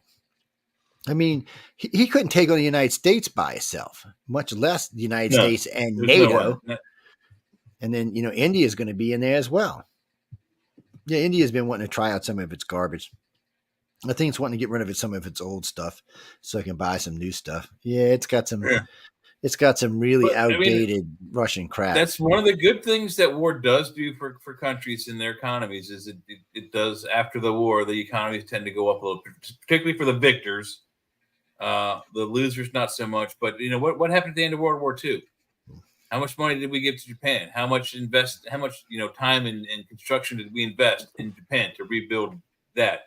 And China, and any other country that was touched in Europe. Think about that. I mean, every country that is going to be touched by this war, if there is a World War III, is going to get their economies utterly obliterated and then rebuilt by the winners. And it's either going to be us or the Russians. So here's a little weird piece of information for y'all. So Russia and most of the planet right now is low on ammo, including the United States, but China is not. China is fully locked and loaded. We've been shooting too many people with our stuff. Well, we've been giving it away. We've basically been giving it away. But for some reason, we're not restockpiling it. And we usually would give it away. There's that. Yeah, and also giving away all that ammunition and weaponry in Afghanistan and 4 pallets of hard currency. But one of the Navy admirals got pissed and said, at this rate, we won't have enough cruise missiles to fill our subs. So he was getting really worried, and he got reprimanded for saying it in the press. Well, everybody knows. I mean, there've been like ammunition plant fires. I think there was one in Mississippi or Missouri, a few years back, like suspicious ammunition fires. So, and the other thing too is, I mean, if we didn't have a Secretary of Defense that they couldn't locate for 3 days, maybe he would be kind of, going on to mass producing a little bit more of this stuff, because if one more conflict drops, we're in trouble. Well, the Pentagon said the other day, and I guess at least somebody over there has got some sense, that they're going to probably take the rest of their budget and go ahead and buy ammo with it. Stockpile missiles, No, they're talking about when we say ammo, guys and girls listening to that, we mean everything. We mean for planes, grenades, boats, missiles, bullets, pistols, gunpowder. Yeah, every Hercules conceivable powder. weapon we have, we're short on right now. What do you mean? Oh, you mean if China attacked the United States, NATO would get involved? All of NATO would be involved. Yeah, they'd have to be. It's Article 5, I believe. Any country attacked in NATO, all the countries have to respond. And look, we may not be on the best of terms with Mexico, but they will definitely jump in right away, even if they weren't already a member of NATO. This is their side of the country too, part of the planet too. China invades California. Mexico's going to have a problem with it. Well, I might not be all upset with it. I think we could give them California if they gave us back Hong Kong. Look, I think it would be a fair trade. Give us Hong Kong for China. Except my house, Joe. Except my house. Okay, except I would be the most vicious saboteur that the Chinese. So Sean would stay in Cali, but the rest of no. I'm thinking Hong Kong for Cali is a good deal, man. I think we're gonna come out way better in this deal. Yeah, I think so. Think of all the manufacturing that's in Hong Kong that we could take control of. And what's funny is California was booming so well and doing so good and running so smooth, and then like their last two governors is like, I don't know, smoking crack or something. No, they were a little too LGBT. Yeah, but now they don't even. Now they're running good companies out of their state. I mean, when Elon Musk gets up and says, people are filing out of that state left and right just to move to another state because they can't stand the politics anymore. But when you lose a customer like Leo, he just stands up and says, you know what, I'm taking all 5 of my operations out of your state and moving them to Texas.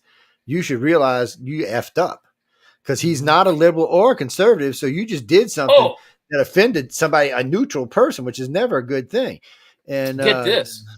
I saw an article this afternoon for an In-N-Out burger.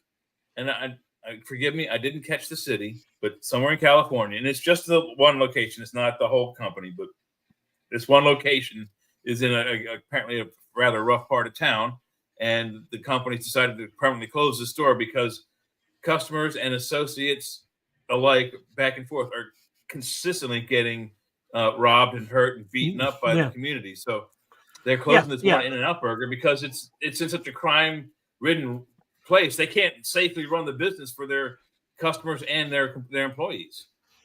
Yeah, there's a place, I think it's either in Antioch or Pittsburgh, California. It's nearby where I live, where a bunch of thugs tried to rob a convenience store, and this guy defended himself, and then he chased him, and they killed him. So our amazing DA, who is basically funded by Soros, declined to prosecute these people for murder. Slap on their wrist, not even Jesus. No, because California is weird about that. They're weird about if for some reason you're in some, I don't know, it's just weird. California is the state that actually did this. They They caught a guy for raping and murdering a woman who was an illegal alien. They exported him back to his country, Uruguay, Paraguay, Mexico. He got back in the country and raped and murdered another woman. And I don't. The other woman was famous. The other woman was famous. I don't remember. It was a long time ago. If she wasn't famous, the case about him coming back and killing her was famous or made famous by the news. And I don't know exactly what the end of that story was, but I mean, why do you kick a guy out of the country who's raped and murdered someone, and then they come back in and do it again? Because he probably came in illegally. He did. That's what I'm saying. He was an illegal alien the first time and the second time. So then this is from this state. Later on, it wasn't just last year, 2 years ago, and I forget the guy's name. I think his actual name has something to do with Wiener, like Wiener Schnitzel. He voted into having a law where now California inmates, if they're feeling particularly opposite sexy, like a guy feels like a woman or a woman feels like a guy, they can be housed in the opposite sex jail. So a guy did that. How are rapes doing in those jails? In those jails with I don't know that. They had put out some guy immediately as soon as this went through. There's some guy in the male prison said, "I feel like a woman. I feel like I'm housed in the wrong place." They housed him with the women. He's now got a female inmate pregnant, and they're both up on charges for statutory rape because they're not allowed to have sex in prison together. It's crazy. This is the kind of laws that are being passed over there. I mean, it's the weirdest. it gets crazier as you go. That's along. nuts kind of stuff going on. You don't export a guy who's raped and killed somebody. You put that person in jail, if not, right. Execute them if they lose their jail. We got weird. We got really weird laws about putting people in jail that are from other countries. It gets really flakily weird. And we have laws that forbid people from putting an ice cream cone in their pocket upside down in the city of Chicago. Yes, they got a lot of them blue laws around them on the books. That's not a blue law. That's no, we just call them blue laws because they're we just call them blue laws. It's a World's Fair law because some kid probably put his ice cream cone upside down in his pocket and made a mess, so they made a whole law. Watch your kid. Okay, here we go. Let's see. Special Counsel David Wive presents strong evidence in Hunter Biden's gun case. This little dude might be going to jail. So Hunter. So you know why he decided to come give testimony, right? Because one of the other guys who refused got 4 months in jail yesterday. So he's going to jail for 4 months. So he's worried about that. But now this guy says that not only did he buy an illegal gun, but he was on drugs and something else, and already had been pulled aside for this. So since he went to jail and he was on drugs and alcohol, when he bought the gun after they told him he couldn't own a gun, he could do 5 to 15 years. So the only thing that can help him there is Joe Biden, and I don't think they're pushing this case to finish before Joe's out of office. Yeah, but Joe Biden can't. He can't pardon him until he's been convicted. That's what I'm saying, and I think they're slow. I think they're slow rolling it, and but Congress got to be careful slow rolling it because if they lose the House, then they lose the chance. Or if they lose it, the statute of limitations comes up, bam. Now, see this shit here is going to get us in World War III. It's just going to put us in World War III. Ukrainian strikes back. How long range drones are giving Russia sleepless nights. So I told y'all a while back, like 2 weeks ago, that Russia had cut a corridor the Ukraine had cut a corridor in Russia by getting rid of its AAA and its advanced radar system. Now they're just shooting drones into Russia that can't even be shot down. They're playing with fire there because sooner or later they're going to hit something or kill something, blow up a school, hit something in Moscow. They hit anything good in Moscow. Kiev is gone. Kiev, you might as well know you are gone. Do the drones have the range to go to Moscow? Because they already have. They already have. They already have. Yeah. They dropped bombs over the Kremlin, right? It was the Kremlin. Yeah. No, it was the Kremlin. Well, they didn't actually hit the Kremlin, but they shot it down. Yeah. They had like countermeasures. And 2 were shot down, and 2 hit the targets next to it. So you screwing around? You getting with Putin's home? He's gonna come blow yours up. You just keep doing it. But I keep telling everybody, and then America and UK and Germany are ones supplying these long range drones. And we don't even need to be doing that. We need to be saying, really and truly, this was not a war we should have been into. This should have been Europe that did this. America had no business in this. This isn't territory. This isn't disputed territory for us. This is, a NATO thing and an EU thing, not a US thing. We should have just sat on the side and what we should have done is we should have offered weapons to like the Brits and the Germans and stuff, and then they could have gave them to the Ukraine. But we should have never been directly involved in giving them weapons. These are the 2 of the largest countries on the most armed largest. Joe, we've been more involved than that. Yeah, well, I know, but I'm just trying to be polite. Right. We've got suspicious pipelines blowing up. We got stuff all over the place that just stinks. I actually think Putin has reframed himself in a couple of areas here, because there are things he could have really retaliated against and he didn't. Oh yeah, and he's really pissed at the Brits. The Brits did him a couple of times. That have managed to. What's that one missile they got that's been wreaking havoc in Russia? I forgot what they call it. And it was just on the news yesterday. It's almost like a overdone concussion bomb or something. It's good to knock out like a square mile or a little larger. It's not. It's I don't know what it's carrying. It's not TNT and it's not nuclear. Somebody said it's like a concussion wave or something. I said, well, I'll have to look it up and see exactly what it was. But I don't know. And I know Russia's got weapons that I haven't seen unless they've been lying outright. They've got things that we haven't seen rolled out in the Ukraine. Just like in Desert Storm, we only rolled out some of our stuff, not all of our stuff. So what do you mean the SR? No, there's a new SR-71. Yeah. SR-73 like the Aurora project. It's like 96 it's a beast. or 90. I don't know. Yeah. It might have been 90. I just seen it. I just recently seen it. Oh no, it's a beast. It's a beast. So what kills me is, so I don't care what they try to tell you. When they tell you that the SR-71 does Mach 3, they lying to you. Okay.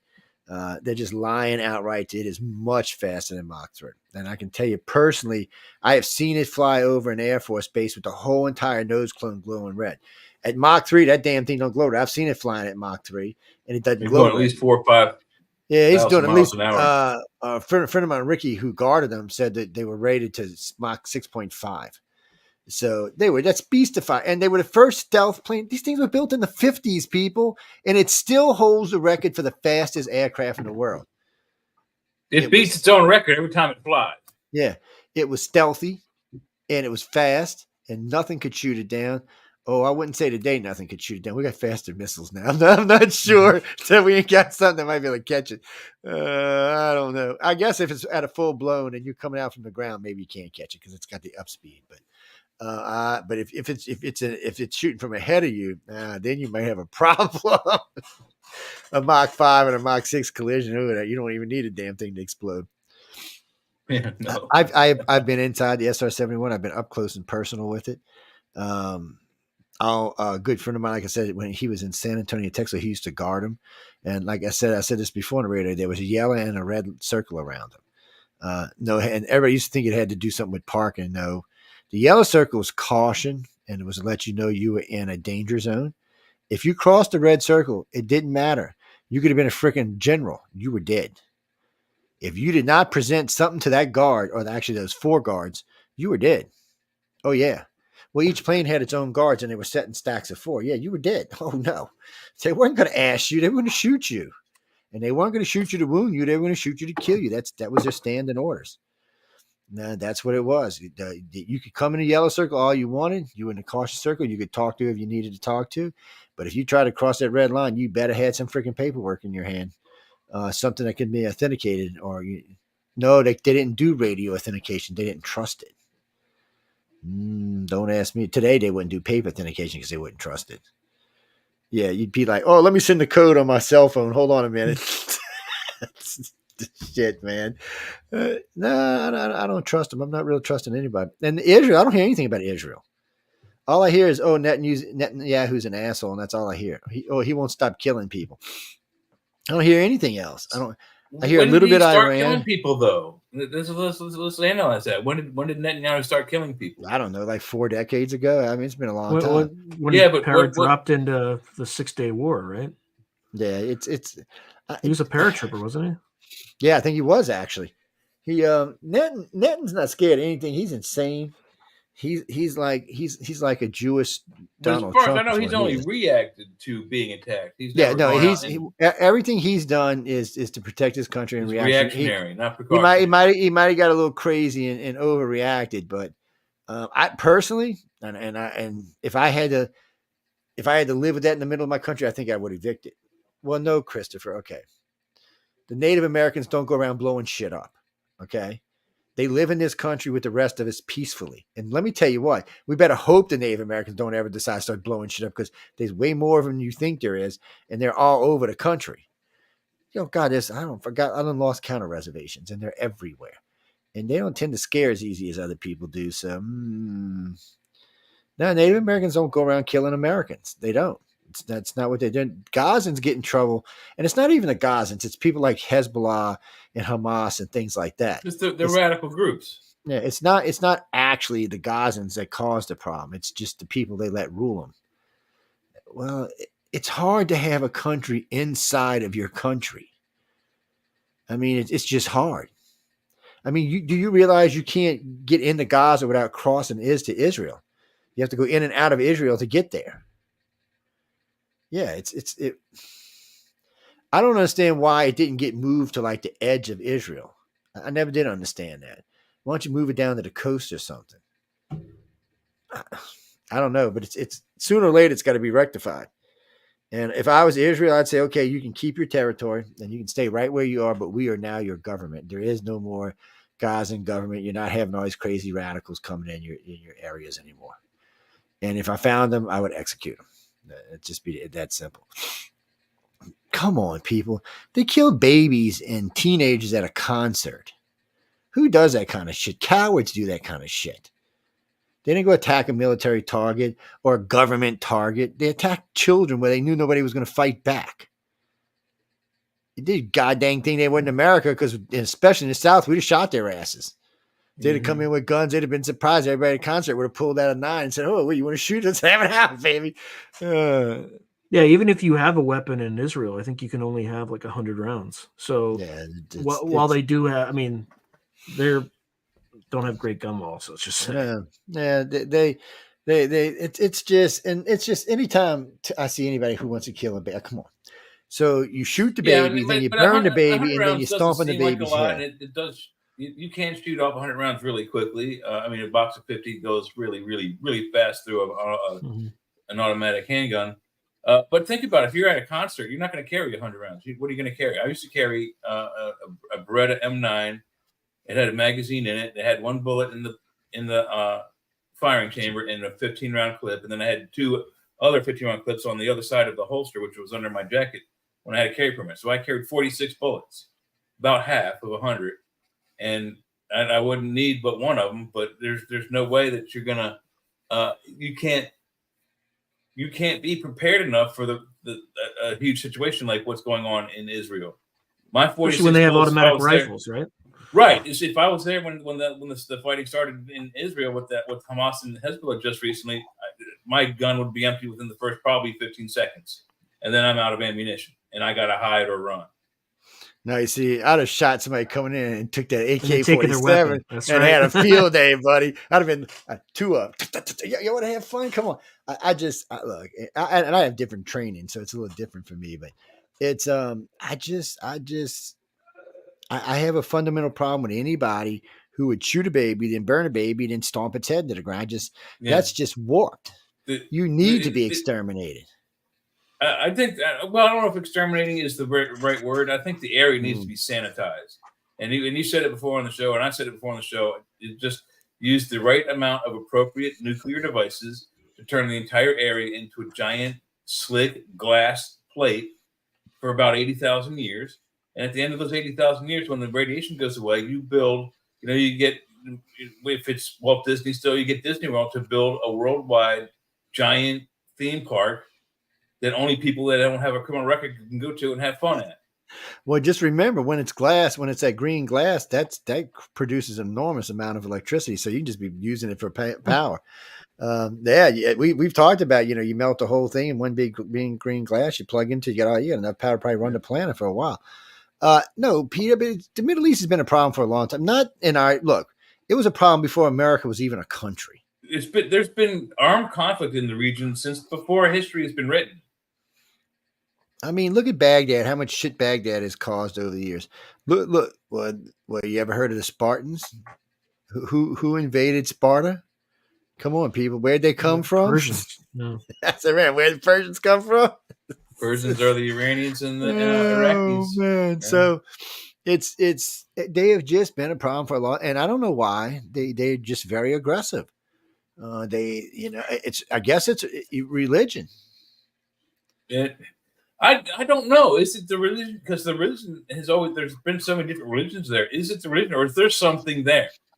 Well, is there some godly artifact? Is there some technology that God left behind that they're all trying to find? But there's something there that all of these 3 different places want, and they all have the same Bible. They're the same exact, very similar stories. The Judeo-Christian Bible. There's 3 different types. There's the Koran, the Torah, and the Bible, but they all have the same stories in it. But I get mad when I always say they got the same God because they got the same God. But actually, I tell the Jews, you'll get the old God and they got the young God. That's the only difference. But almost all the stories are virtually identical. Only the names have been changed to protect the innocent. Well, it's funny. That's stupid. It's funny because last night, book in different translations. That's what they're doing. So last night I asked Alexa. I said, "Where does Zeus live?" And of course, it says Olympia. I said, well, where does Jupiter live? Because Jupiter's the Roman version of him, right? Well, Olympus. So I'm like, well, wait a minute. How can they both live on Olympus? They're different gods. So I said, Alexa, are they the same God? She said, well, basically, they are the same God. So Alexa's just rewriting history for itself now, or I should say lore for itself, because technically they're not supposed to be the same gods. They're supposed to be different gods. Even though when you look at the comparisons, they really are. No question. Yeah. I mean, the Romans just stole them from the Greeks because the Greeks collapsed. Well, Greeks ruled for a long time. The Romans ruled for a longer time. Maybe the Americans will rule for even a longer time, but we're just getting started. So Rome was around a long time. Mm-hmm. Well, I'm not moving to Rome, people. Last time I was in the Vatican, they kicked me out. They said you can't look at UFO secrets while you're here. It's against the rules. What is this one? Well, look at this missile thing they're shooting out. Oh, that's just a cruise missile. Never mind. When I first looked at it, looked at something different. It's in some kind of hidden tube looking thing.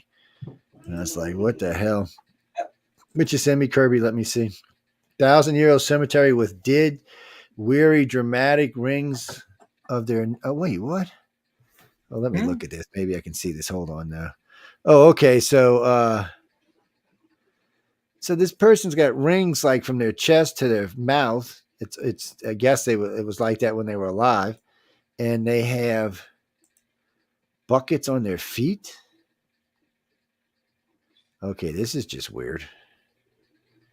And where'd they find this at? Okay, y'all don't send me stuff like this because this is interesting, but I'd be looking all night just to see where it came from and shit. What is this? Oh, Biden's wanting to change the way we give money to the Ukraine. Yeah, because the Republicans won't give you no money. That's why. They don't want to hear your bullshit. None of these boner deals. He's losing money in his son's businesses over there, so he needs to help his buddy Zelensky. Well, see, that's the problem. So he's got $110 billion package that includes funds for the Ukraine. So first off, I wonder how many funds the Ukraine is getting and where's the rest of the money going. You know what? There should be a civilian watchdog group that gets to see where everything goes. We really need to stop the bullshit and put some people up there that are unapproachable. Say, hey, look, it's time for this shit to stop. We need to know where everything's going. They'll probably end up getting killed, but you can always try. Yeah, good luck with that. I mean, you can hide. It's so easy to hide where things go.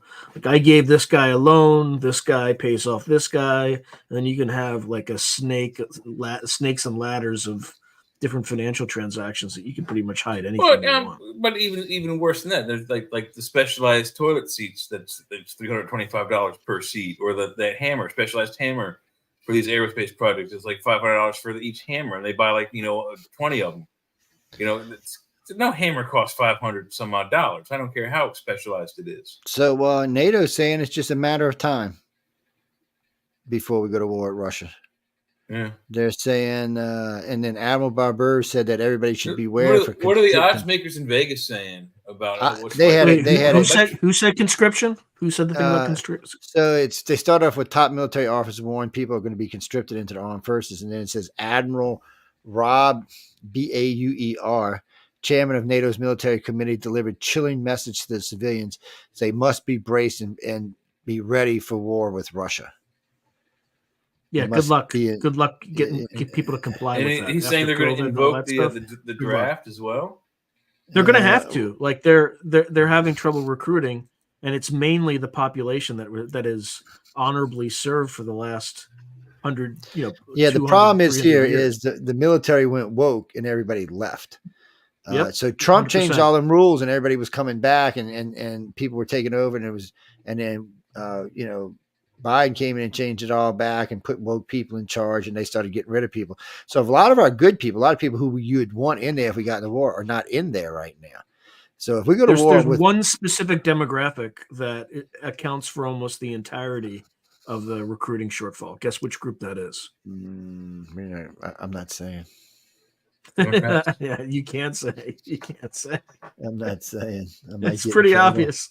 They're about 60% of the population. Anyway. Moving on. Saying I might get in trouble. What are you talking about, Christopher?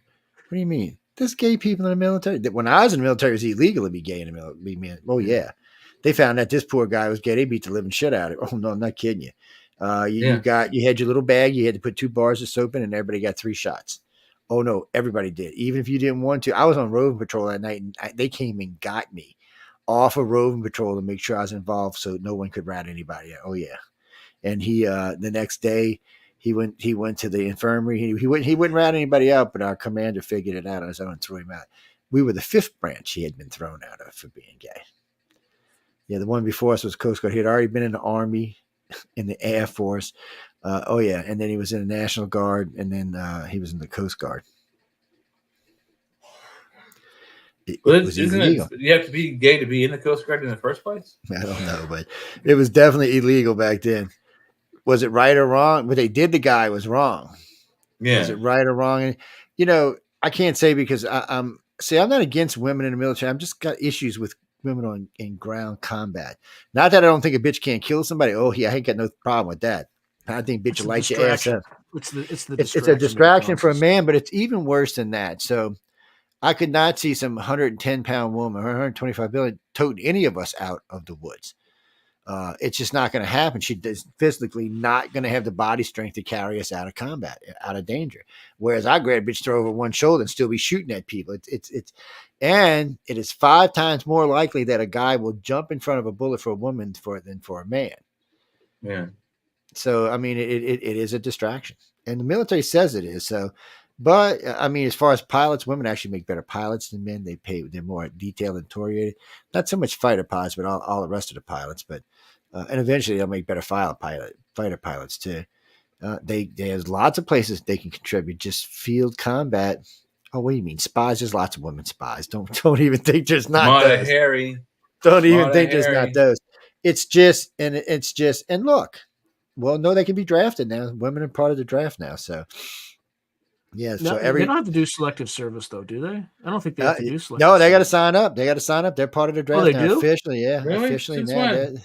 About a year ago. They said, nope, no more. Oh, that's great. You've got to be, you're part of the draft now. Yeah, everybody's equal. Everybody's equal. Everybody, that's the problem. Everybody, you either equal or you're not. You know, you want all the rights. Yeah, but you know, give it another decade, I'll bet you that changes to everyone does 2 years. Eventually, well, see, I used to say this all the time. I've always said the same thing. In order to be an American citizen and have American benefits, you should be required to do 2 years minimum military service.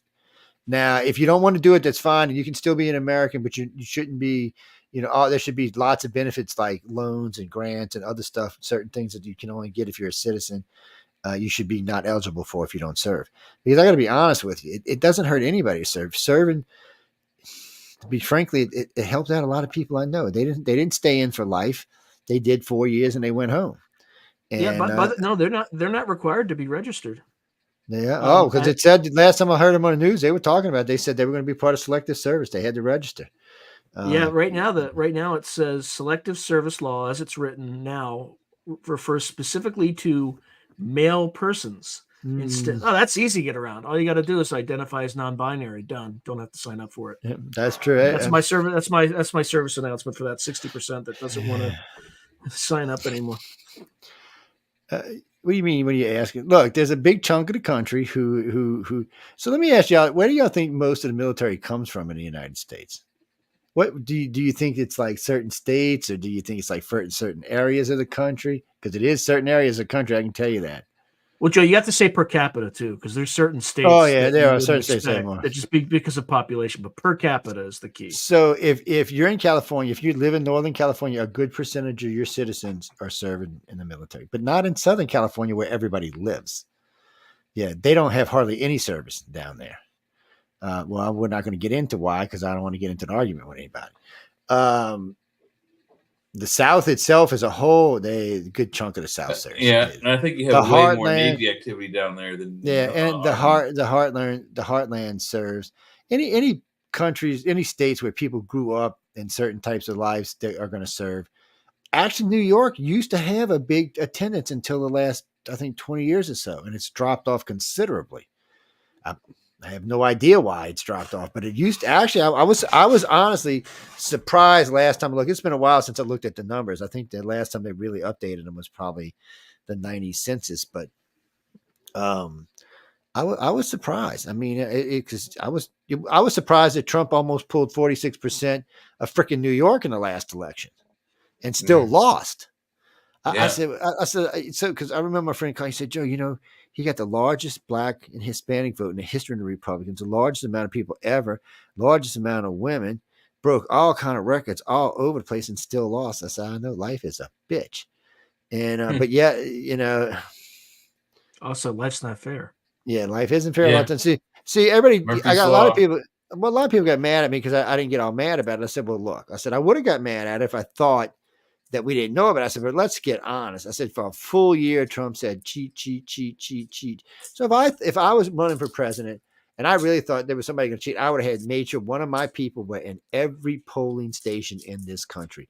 And when they said, oh, there's a pipe leak in this building, we got to leave, I said, okay, well, I need to be with 2 other people and we need to take these with us and they need to come with us now. We're not leaving them here. And instead they left them there. And one lady said there was 2 boxes when they left. When it came back the next morning, it was 10. And somebody tried to tell us late. She said, well, nobody's seen them come in. We don't know where they came from. No district was claiming them, but yet they got counted. Oh, it was enough to flip that state for him. You got to remember, in a lot of the states, Biden didn't win by big numbers. He squeaked in. There was a lot of squeaky states. That was just 5,000 here. It just well, look at Chicago. Every year gets 5,000 to 7,000 dead people vote. They climb up out of their graves and fucking Democrats and come vote every time. It's the right that never dies. That's right. They just climb out of there and chick and do their thing and go.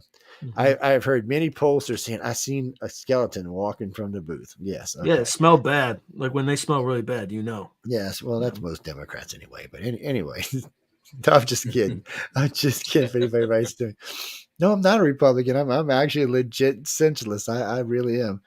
There are some things that Democrats do. Well, lately, not so much, but usually there's some things y'all do that I like, just like the Republicans. There's a lot of stuff both of y'all, I think, are complete utter morons about, but some of the things in this country is just stupidity.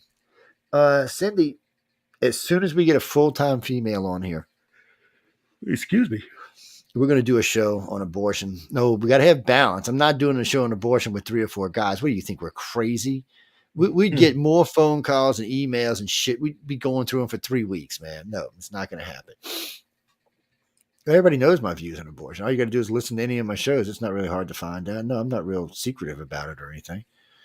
No, go listen for yourself. Well, that's not true. When I was young and I was Catholic before my dad died, no, I was probably anti-abortion as much as you could get. Shit, I used to teach Wednesday school people. And then after my dad died, I got really pissed off and stayed that way for 2 decades or so. And I wasn't a big fan of God. Let's just say that. And that's just one of those things. Religion, I've always said the same thing about religion. Religion is the rich man's way of controlling the poor man. That's all it is. It's just one of those things. Look, and I say this, and I'm going to say this again so we don't get in an argument. You don't have to be religious to believe in God. You can be, you know what spirituality is? You can be spiritual. Religion is just a belief through a church that someone somewhere wrote down and said, you have to abide by these rules. Spirituality is your rules. You're contacting whoever this deity it is, Jesus, God, or whoever you may think it is, through yourself. So it's a more personal experience. Yeah, you're missing out when you're going to church because you're not getting that personal experience. You're getting a group experience. Oh, yeah, people lay hands and people start speaking in tongue. Yeah, I've been there for that shit. No, don't go there with me. You're not going to like my answers on that. You're just not going to like it. Well, you ever notice a lot of times the people who go get crazy in the churches are usually the ones that are kind of dramatic anyway. It's just an observation. I don't want to get in trouble here. Sean's going to get me in trouble. That's it, man. Suggestion. It's a suggestion. Very suggestible. Well, there's that church in Georgia where they dance with snakes. Yeah. You know what? I met him, the old guy, because the young guy got killed. The snake bit him in. He was all doing a snake thing. And he was setting it down. Damn thing bit him in the side. Killed his. Usually the old man was telling me what they usually do is they just tap themselves with it to get the poison a little bit at a time, and they build up an immunity to it. I guess the same thing your dog would do, because I've had a couple of dogs. They also probably milk the snakes before they dance with them, but and they might do that as well. Anyway, I mean, that's some extreme. I mean, that's like several. I don't know which branch of the faith it is, but some several Is churches it Pentecostal? in Georgia. I think it is Pentecostal. I'm not really sure. It might be, but I don't want to misrepresent. I'm just they're in Georgia. A lot of them, and they dance with rattlesnakes. I mean, it's just crazy nuts.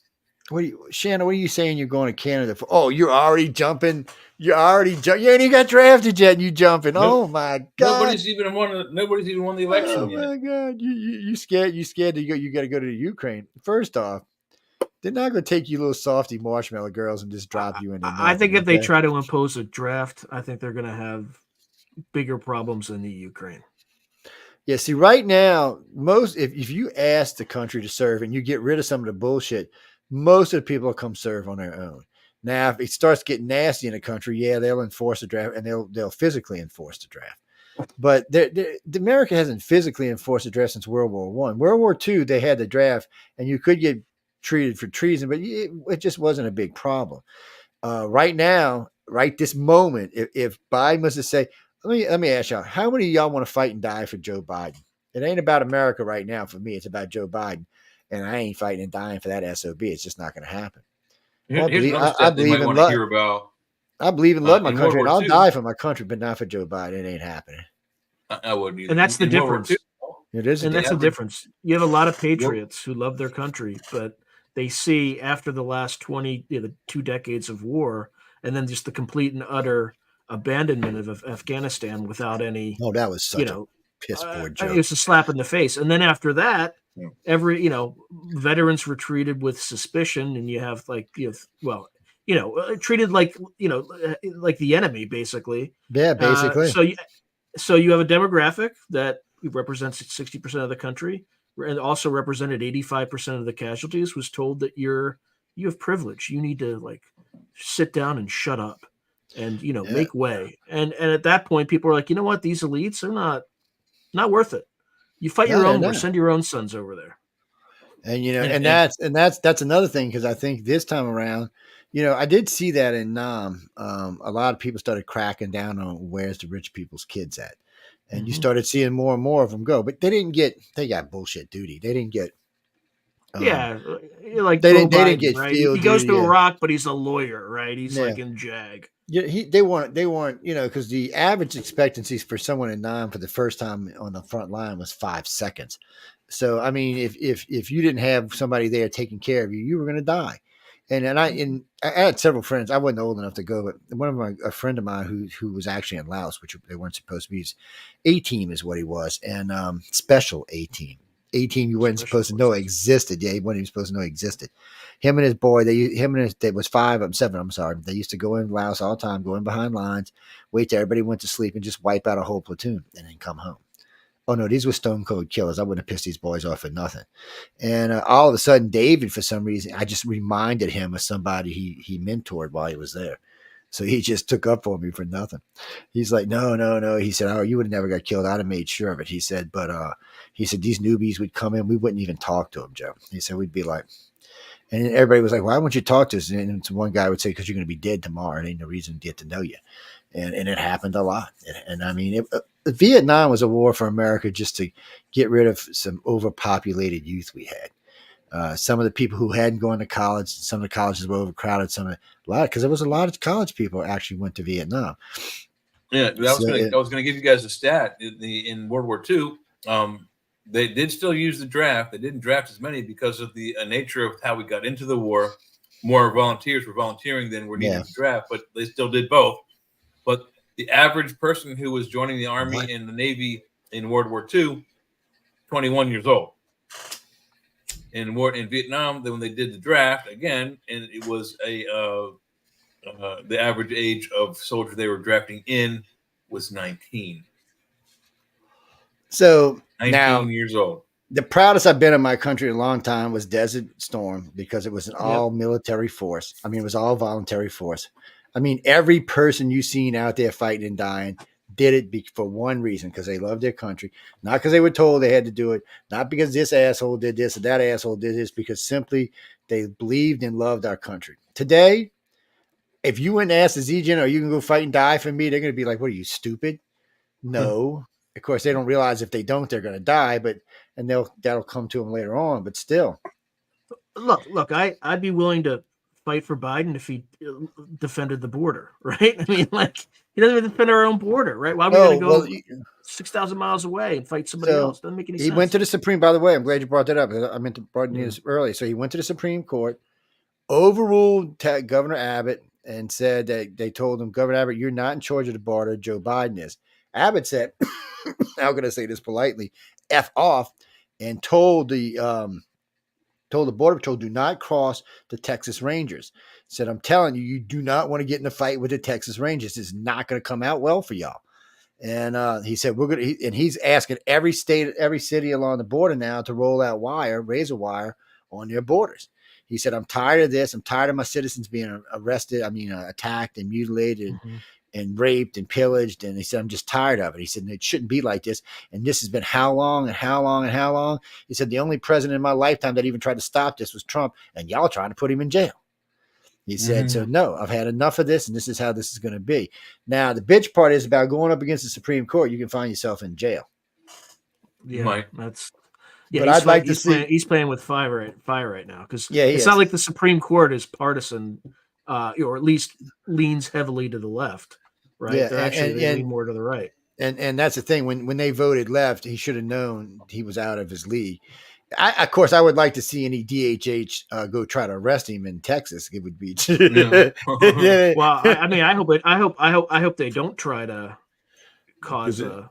Well, that's what they were saying. Sumter like moment, right? Like this is actually really scary, you know? Yeah, because they were talking about this. A bunch of the locals in Arkansas and in Oklahoma were talking about this today.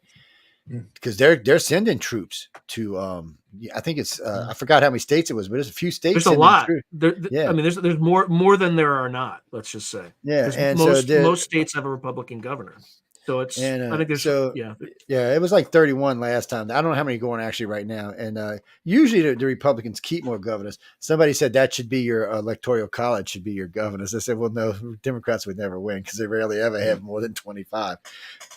It's just at this point, trying to arrest this guy would start a civil war. I don't know. I'm just not sure that how much of the country is going to say we're all right with this. I mean, it's not something I want to get involved in, but if you start dragging a Texas governor out, I mean, this guy's in a wheelchair to start off with. Well, and it doesn't make sense either. Like, why are you defending? Like, look, I agree that the United States federal government has priority here, but they're doing something. They're doing something that doesn't make any sense. Like, you're not defending your own border. And this guy's just doing what he needs to do to help his state survive. So I don't even know where you would stand in this he's situation. Trying to say it all started over that they let 3 people drown in the Rio Grande the other day. And the Rangers said no, they had already drowned. There was nothing anybody could do for them. So Joe's trying to use it as a point, and the Rangers. And bottom line is, if I had to choose between Homeland Security and the Texas Rangers, I'm siding with the Rangers, man. Them bitches are scary. The only people might be, you might have to get special, and probably half of them are special forces. I don't know. I don't know if I'd want to be messing with them. DHH was supposed to be like that. They were supposed to have a bunch of special forces in it, but they couldn't get them. They just couldn't get them to come work for the Department of Homeland Security. I don't know why, but they've had a hard time recruiting. So there's the FBI lately. They've had a hard time recruiting. Well, their brand isn't exactly in the ascent. Yeah, I mean, they're targeting septuagenarians in Utah, walking with a cane with a SWAT team. I mean, come on. And they couldn't arrest that guy at a Safeway parking lot. I know, and they still. Well, when you start looking at the FBI in the last 50 years, they've made some big blunders. There was Ruby Ridge. So they go in, they kill this guy's wife, his dog, his kid, all because they thought he had made a shotgun for somebody that was an 1/8 inch below regulation, which they entrapped him to do. Yes, right. And the bitch part was him until he did it. He's like, "Fine, I'll do it." And then the bitch part was when it went to trial and they measured the gun, it was an 1/8 inch over, not under. And he said, I told him in the beginning I could not do it. It was going to be an 1/8 inch over. And that's how he made the gun. And of course, the judge I can just imagine his judge's face going, really? You killed his family for a gun that's legal? So, I mean, he got all kind of stuff out of that, but it's still like can bring back his dog and his kid and his wife. I mean, they shot his in the back. I mean, what? That whole thing was, And then, of course, there's Waco, which nobody really knows what the hell went down in Waco because everything burned up. All you had was the witnesses, and they said an entirely different story than what the FBI was saying. I was like, and then they missed the Oklahoma bomber, and he blew up half a building. Well, I bet he's the reason why they did. I mean, he's the reason. Like, they're the reason he did it. I know. I mean, he just, I was just like, damn. And of course, which is awful. Like, he committed a horrific act of terrorism. Yes, and he should have. I don't think even if he didn't know those kids were in the building, I don't think he would have changed his mind. But what did I do? I think he'd still went along with his plans because Timothy was pretty much whacked. But he took the whole facade off the building, 2 levels worth. No, yeah, it was. He did. It was killed a lot of people. Made a big point. Also showed America's vulnerable in some areas, but yeah, you when you keep pissing people off, sooner or later somebody's going to do something. And it's a thing in our country. You keep stomping on somebody, stomping on somebody. Sooner or later they get up and kick back. They're going to fight back. Yeah. And right now, when you look around at our country and go, okay, do you want me to go to Russia and kill Russians, which I don't have no problem with Russians personally. I'm actually friends with some. Or you want me to go to China and kill Chinese people? No, I like China's culture. I don't want to go blowing up their culture. Do you realize what America would do to China's culture in less than 6 months? Look at Iraq. China couldn't stop us like that. And when it came to an all-out air war, China has a prayer. They can match us in air power, ship for ship, but our planes are so much better. It's not even funny. Plus, we got all of Europe and NATO's jets as well. That's overwhelming. That's like 15-1. There's nothing you can do for that. You're dead. We'd have air superiority in no time at all, and we'd just be bombing and shitting back into the Stone Age again. And China's even bigger trouble because as everybody's cutting them off, they're going backwards. See, that's what everybody forgets. China only got to where it was because America and England decided to give Hong Kong back, which gave them all kind of extra money. And then Europe just started buying everything from them, and we started buying everything from them, and they became a rich, powerful nation. And then Trump came in and said, Germany, why are you buying gasoline from Russia? What's wrong with you? And he looked at America and said, why are you buying shit from China? They tried to kill your dogs. They tried to kill your babies, and you're still buying stuff from them. And now they gave you COVID. So then America pretty much don't buy shit from China anymore. And a lot of people now, even my friends I noticed, they'll look to see where it's being made before they purchase it now. So China's dealing with that. And then Europe's cut them down way, way, way back. So they don't have that extra money, and their economy's shrinking, and Xi Jinping's in trouble. And he's trying to force it over to Taiwan to get his ass out of trouble. But he knows damn good and well if he attacks Taiwan, we're going to attack him. Bye-bye. But I will tell you this. We will not attack China's mainland in the beginning. We will go over there and blow the living shit out of the Taiwan. Yeah, we won't need to. Now we would take out the missile batteries on the coast. Oh yeah. Sure. Now if there was anything that could reach them, we would take out. Yeah. But their navy would be sunk that afternoon. We would just sink it, and we wouldn't sink it with our navy. We'd just sink the bitch. I think we'd use cruise missiles and that kind of thing. Yeah, you'd probably have 2 submarines come up with probably 5 kiloton nukes on each one, tactical nukes, and all of a sudden there would be a bright light reported. Taiwan would report seeing a bright line, and there would be no more Russian fleet. I mean, no more Chinese fleet. And China doesn't have a big enough. I mean, their fleet's as big as ours, but it's not designed like ours. So it's bigger. It's bigger, but it's not the same quality. It's not remote. Yeah. Well, last time I checked, they were only that was like a year ago. They were only 20 ships bigger than us. I think we were like a 360 and they were 380. But last I heard, they had already made another 50 or 70 ships. But the problem is the quality. You can look at their carrier and go, what are you going to do with that thing? The Nimitz could take that carrier. They don't even have to have one of these big fancy carriers to take it out. Yeah, I think their carrier has a wooden deck. Yeah, and Donnie, it is true that in 2 locations, Chinese have stuff set up that looks like our carriers to work programs on it, and they've got a special team of ships and people that can rush a carrier and attach things to it to sink it. So that's why you notice on the Gerald Ford now they've got these. I don't know if it's water or fire. They got these jets things that comes blasting out the side of the ship. Nope, that Chinese plane just got shot to shit and back. Plus, you got to get, they do these kind of plans and they talk about this on TV, but did you forget there's a battle group with them? I mean, there's submarines with them. There's actually destroyers and battleships and cruisers. And generally they're just not going to let you come drop it up in the fleet. They're going to sink your ass. Yeah, it's called a flotilla. And what's in the carrier group? Minimum 25 to 30 ships. Well, so if they're on patrol, it's usually about 7 ships these days, 7 to 9 ships. And if they're on patrol now, if they're in like a battle group, there'll be 25 to 30 ships with them. There'll be over 100 with 4 carriers floating around. And they spread them out a lot more than they used to now because the submarines are more accurate now. So, but still, I mean, the Nimitz unofficial speed, I think, was 60 knots. I remember the ship doing easy 90, 95 knots. 95 knots, people, is about 125 miles an hour, I think. I think a knot's a mile and a half, if I remember right. It's been a while since I converted it. It might be a Google, little less. In miles per hour, how fast is 1 knot?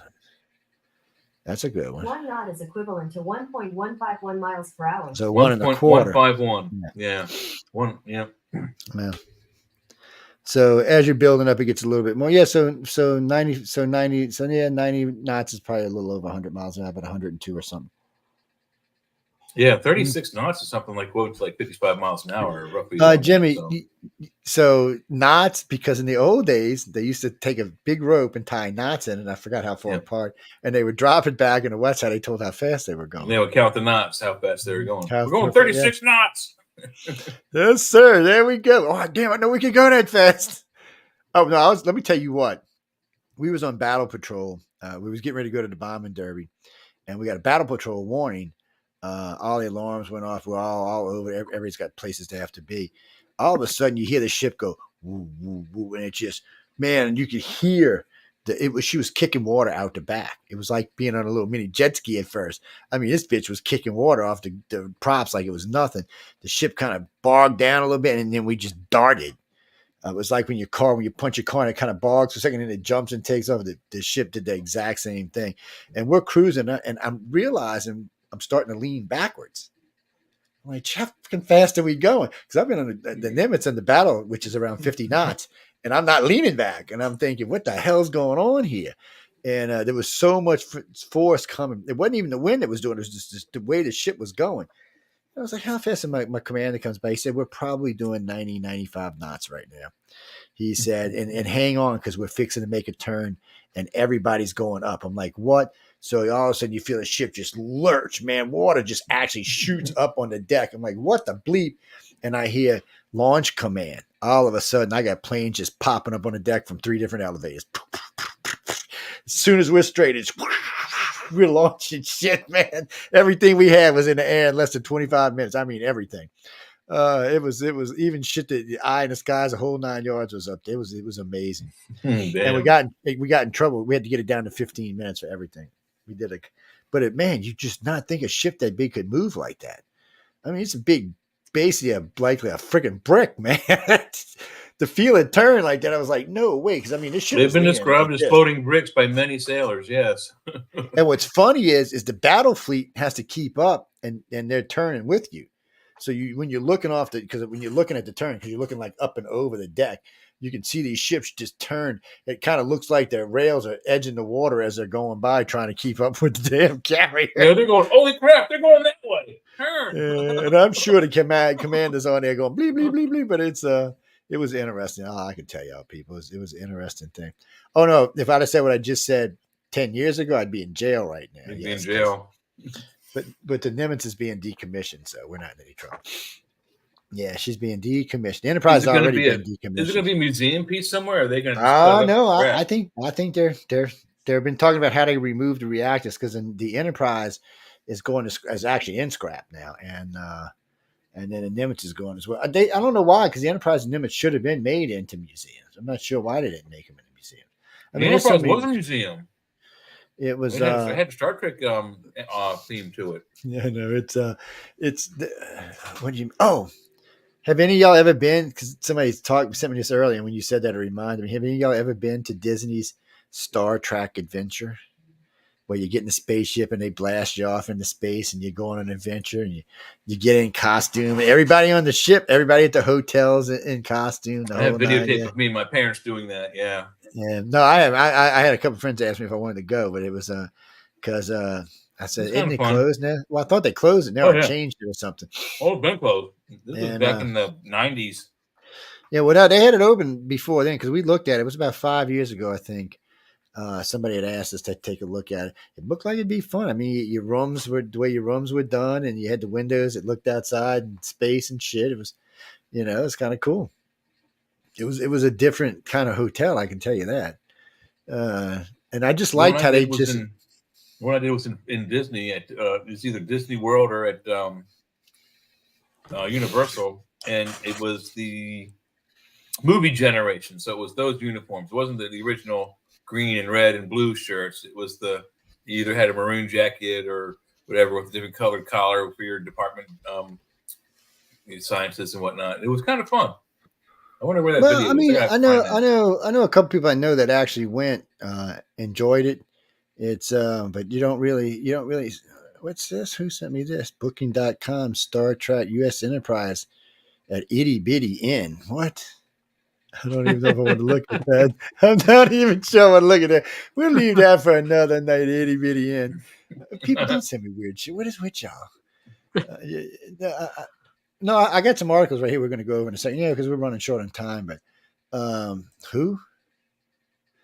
I like I said earlier, I'm old now anyway. They're not going to ask me. I'd be in command rank anyway, so I'd just be one of the old guys they bitch about behind lines while all you young bastards are getting killed. I'd be like, you take that squad over there. Oh, there's Z-Gens. Oh, no, I got a different place. See this front line job over here? Put their asses up there for a couple of days, and whoever makes it out get promoted. That'll be how that works. It was like the Spartan soldier in History of the War Part 1. You take the left flank. You take the right flank. Actually, right now, run with mucus. if I could pick the generation I wanted fighting, it would be the younger version of the X-Geners because they're just bastards and bitches. They can't help themselves. The millennials, now that they're getting a little older, the mid versions of millennials would be good. The Zs are really the first true entitled generation of this country. I mean, the whole generation, not just the whites. It's everybody. It's the blacks, Hispanics, everybody's got one of these $1,000 things. They got $2,000 this, $1,000 shoes on. Multiple cell phones. And when I hear people say there's a race thing in the problem, there's no race wars in this country. It's class wars in this country. Mm-hmm. People down here, we don't give a shit what color you are. It's more about what kind of money you got because everybody's getting treated like that now. It's just different. Well, what do you mean? Race is what the elite class uses to divide and conquer, basically. Yeah. Mm-hmm. Well, see, okay, real fast, Jimmy. So down here, 20 years, 30 years ago, it was pretty racist. 50 years ago, you would not want to be any color but white if you lived down here. Now, the Yankees are far more racist than the Southerners. Oh, yeah. My son, who's in a mixed marriage, just came back from Michigan just recently. It was ridiculous. Everybody I know up there, a bunch of my friends who are lawyers and doctors in Chicago have moved back to New Orleans. They said because these are people in upper society. They said they're being treated like trash on the streets. Yeah. They said we're just coming home, Jay. They've just gotten ridiculous. And he said it's the elite that's the ones becoming racist. Too, though, if you look at it I've seen it from both spectrums, from being down in Georgia and being up here in Pennsylvania. If someone down in Georgia, down south in the deep south, if they don't like you because of your race or color, they're forthright about saying it. They don't have any problem saying it to your face. So it's not like they're discriminating against you because of your race. They're just letting you know how they feel about you because they can't legally do anything. But up here, it's all hidden. No, you never know who hates you because of the color of your skin or your religion. They hide it from you. They wait until you walk down the corner, and then they go, "Oh God, I can't believe that guy talked to me." Well, it's a little different in the South than in most parts of the country, anyway, because the populations are much more mixed here. So New Orleans is 55% black, 46% white, and a little other mixed in there. So it's and if most of the offices you go to in New Orleans, as far as the city goes, are going to have black people working. It's just the city. Same thing if you go to Atlanta or if you go to a couple other cities in the South. That's just how it is. I mean, the state of Louisiana is almost 40% black. Georgia's almost 40%. Alabama's like 42%. So it's different for us. It's either get along or get in a race war. And so none of us want to die, and we all like to party. We've all learned how to get along now. So now we've all learned down here in the South in the heartland, it ain't about race. It's about class. And we're all figuring out is that, look, we can only get so far, and then we get cut off. It's just how it works. I mean, you can try to get as far as you want. I've been in pretty wealthy positions, but that's it. You're not getting any higher than that because if you don't have that thing or that connection that's in that next stage up, you're not getting there. They're not letting you in. You're locked out. You might get lucky. Well, no. Well, if you get into Hollywood or music or any of that shit, there's so much other stuff that goes on in there that nobody wants to talk about. I mean, look at it like this. We already know about Epstein and all that shit that was going on. Of course, there was Weiner and who was sleeping his way through every movie star there was. That there was a reason why it was called the casting couch, and he was probably one of the reasons why it was called that. Well, of course, Weinstein. Weinstein. Weinstein. Weinstein, but that's been going on since long time ago. I mean, look at how they treated Marilyn Monroe and Judy Garland. And that's what I'm saying. And then, of course, I mean, even the little girl, what's her name? The Shirley. Was everybody's favorite commie, Fat Albert, who we found out who was a pervert, basically. Fat Albert. You don't know who Fat Albert was, Jimmy? Hey. It was Bill Cosby, guys. That's who he was. He's who he was. And he was drugging women. Look, first off, I give Bill a little less trouble than others because, one, these women were coming up to his hotel room at 8 p.m. at night. Okay, all right. Flag 1. You want me to go where? Your hotel room? Why can't we meet in the lobby? Flag 2. What time? Oh, no. You would like to have cocktails. Well, shouldn't we do that in the lobby? Yeah, no. So right off the bat, oh, you got a headache? Let me give you some Tylenol. Okay, women. And guys, for that matter, when you don't know someone and they offer you pills, you should say no. Yes. And you know what? And today we all have a pill identifier on our phone. Check them bitches out. You never know what's going to happen. Well, no, guys, you're just as vulnerable as women. Some bitch might want to roll you. I said, you got to watch this world. We don't live in the sweet, nice world. And even back then, they used to do that stuff. You can go all the way back to the First World War. They were doing that stuff. I bet you go back to Roman times, they were doing stuff like that. You get someone intoxicated and rob them of their things and leave them in the streets naked so they can't chase you. So there you go. And then I'm sure some Roman guard came along and hung your ass to a stake afterwards because you were naked in public. No, Billy, I mean, today's society has the Z Geners are just the first entitled generation. They grew up on computers, fully grew up on computers. The millennials were close, but they still had some backward shit going on. But these guys, they've grew up with the real cell phones. This is like, if we had flying cars and houses in cities, this would be the Jetsons age, buddy. Yeah, we already got the microwaves and all that other stuff. I mean, it's just so this generation, and if no big wars get started, they'll be living in a good, comfortable generation. At one time, I forgot what president it was. We were at the peacefulest time we'd ever been. It was just before Desert Storm started. There was no wars going on. It was just the most peaceful. And really right now, even with the Ukraine and Israel going on, we're still, compared to other parts of the world, we're still in a much more peaceful phase. There's not as near as many people dying as the media wants you to think there is. Any death is horrible. And the underdogs are kicking ass. So I mean, and that is the other thing. Sit back and watch. What do you mean? Who are back in Israel? See, Israel. Okay, first off, I already bitch about we shouldn't be in the Ukraine. Israel. To me, this is a holy war. We have no place involved in a holy war. This isn't. No, don't get me wrong. I think what Hezbollah and them did was horrible, and I think they should pay dearly for it. And I think the Israelis should be left to their own device to deal with their own people and their own problems in their own country. They don't need us for this. I mean, other than sending them some weapons, they don't need us. Required. Now, staying in the Mediterranean and the Persian Gulf and all, that's a good place for us. We need to be there because we can't trust the Iranians. But we don't want them jumping on Israel. But we don't need to be in the Israeli war for any reason. And Donald Trump's already said that if he wins, we don't need to be there. We can give them stock, say, hey, you need to buy something, we'll sell it to you, but that's all we need to be involved in, and maybe running surveillance. The Ukrainian, we have no business there. We have all of the EU. You know how many countries are in the EU? What is it, 29 now? It might even be more than that. It's they can deal with this. They have plenty of weapons they can sell to the Ukraine or give to the Ukraine. It's not something we need to do. Right now, the U.S. needs to concentrate on getting its ass back to the most powerful nation in the world. Keep working on our technologies. Figure out how I make our people healthy. Invent the damn cure of cancer or release it because it's probably been invented for 2 decades now. Johnny, there's lots of cures for cancer. Lots of cancers are curable now. Lots of them are. Mm-hmm. And almost all of them, if you're caught in stage 2, are. So Oh no, there's a lot. You hear all these great drugs, these ones that aren't chemo, like the ones we were talking about, like the one my nephew got in Germany, or the ones they've been talking about. Oh, it's like a paint that adheres itself to the cancer, and then the drug finds it and eats it all up. And there's another one that's some type of vibration that eats it up. It only eats the cancer. Yeah, these are things that'll save the world. Yeah, because it don't matter how far along you are cancer wise, it'll kill all of the cancer, all of the time. Yeah, these are things that are right there. There was one really good video I saw of hash oil being used on a guy's nose. He had skin cancer where he had burnt like a hole through the side of his nose. I mean, you could see through into his nasal cavities and whatnot. It had burnt so much of the outer nose skin away. And he just started. I mean, I think you can probably still see this on YouTube. He just wiped this hash oil on this wound. I don't know how many times a day, but every day for so many weeks, and every day he showed a video, and the hash oil actually closed the nose skin and killed the cancer that was eating his nose away. It was an amazing video. They need to find out what was in it. No, it was hash oil. No, but I mean, but hash oil can be a lot of things. You don't know how it's made.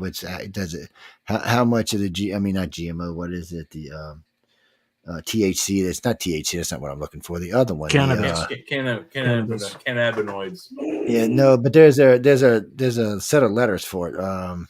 It's the stuff they want you to. You can buy it like at all the convenience stores down here sell it, but it's not real. It's not cannabis. It's CBD. It's made from CBD. CBD. That's what I said. Cannabinoids. Okay. I got you. Okay, yeah. It just went past me. It's I mean, stuff like this is just Well, no, Bobby. So I don't know about that, but they have said that people who smoke weed regularly have less chances of getting cancer. Don't ask me. Sign me up. Well, I don't understand it because you're still smoking. You're still getting smoke in your lungs, and the things that cause cancer from smoking cigarettes isn't the tobacco. It's the paper. It's the smoke itself. It's the I forgot what it's called, but it's a but okay. So, like but also look at what's in look at a cigarette. Carcinogenic. Yeah, there you go. Carcinogenic. If you look at a cigarette, the little gray lines going down the tobacco tube. There's little gray lines, little circular lines going down every cigarette paper, and that's a chemical known as saltpeter, which is mainly when you light a firework.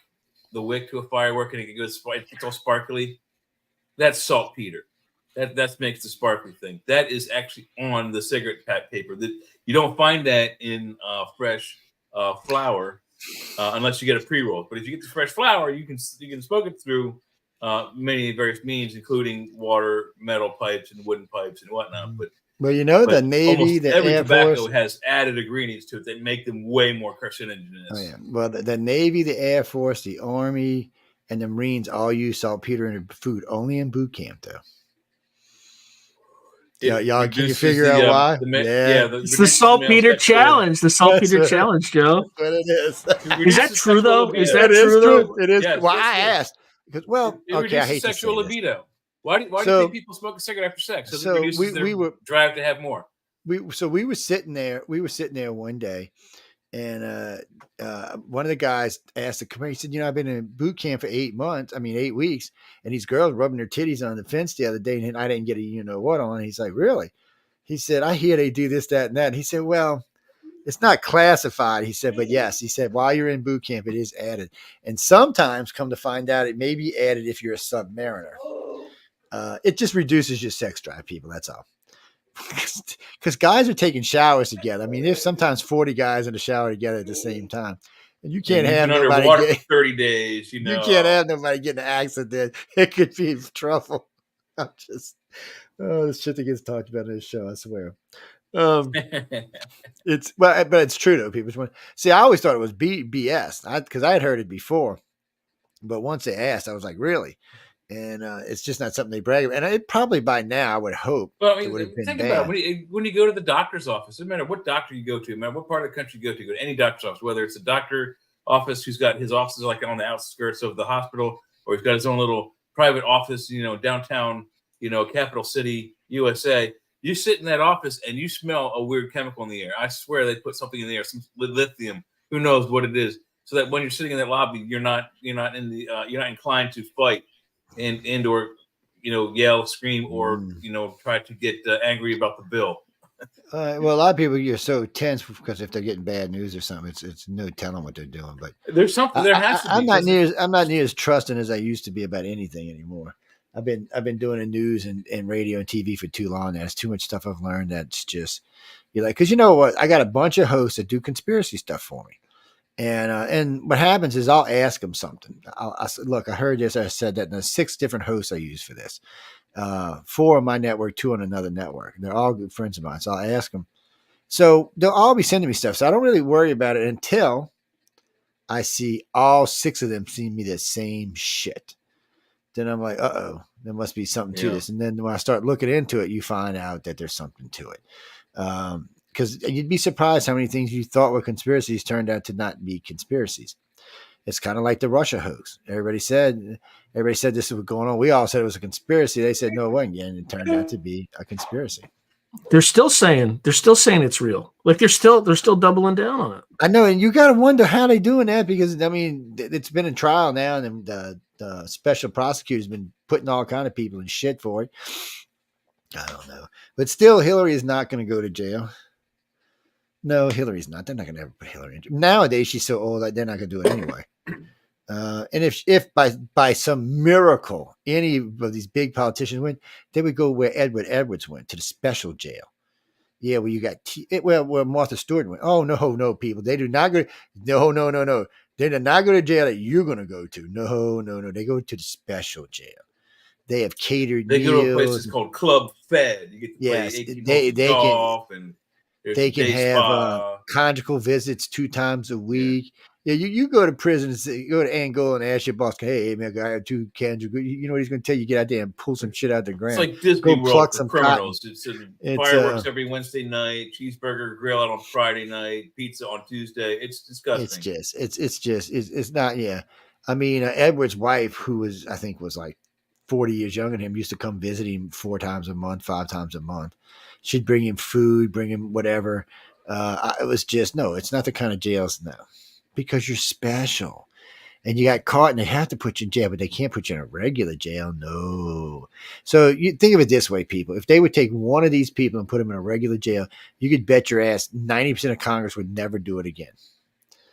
But knowing that they're going to go to Club Fed, what the hell do they care? They're still going to get to keep the money. And they're going to come out and be retired on your ticket, no less.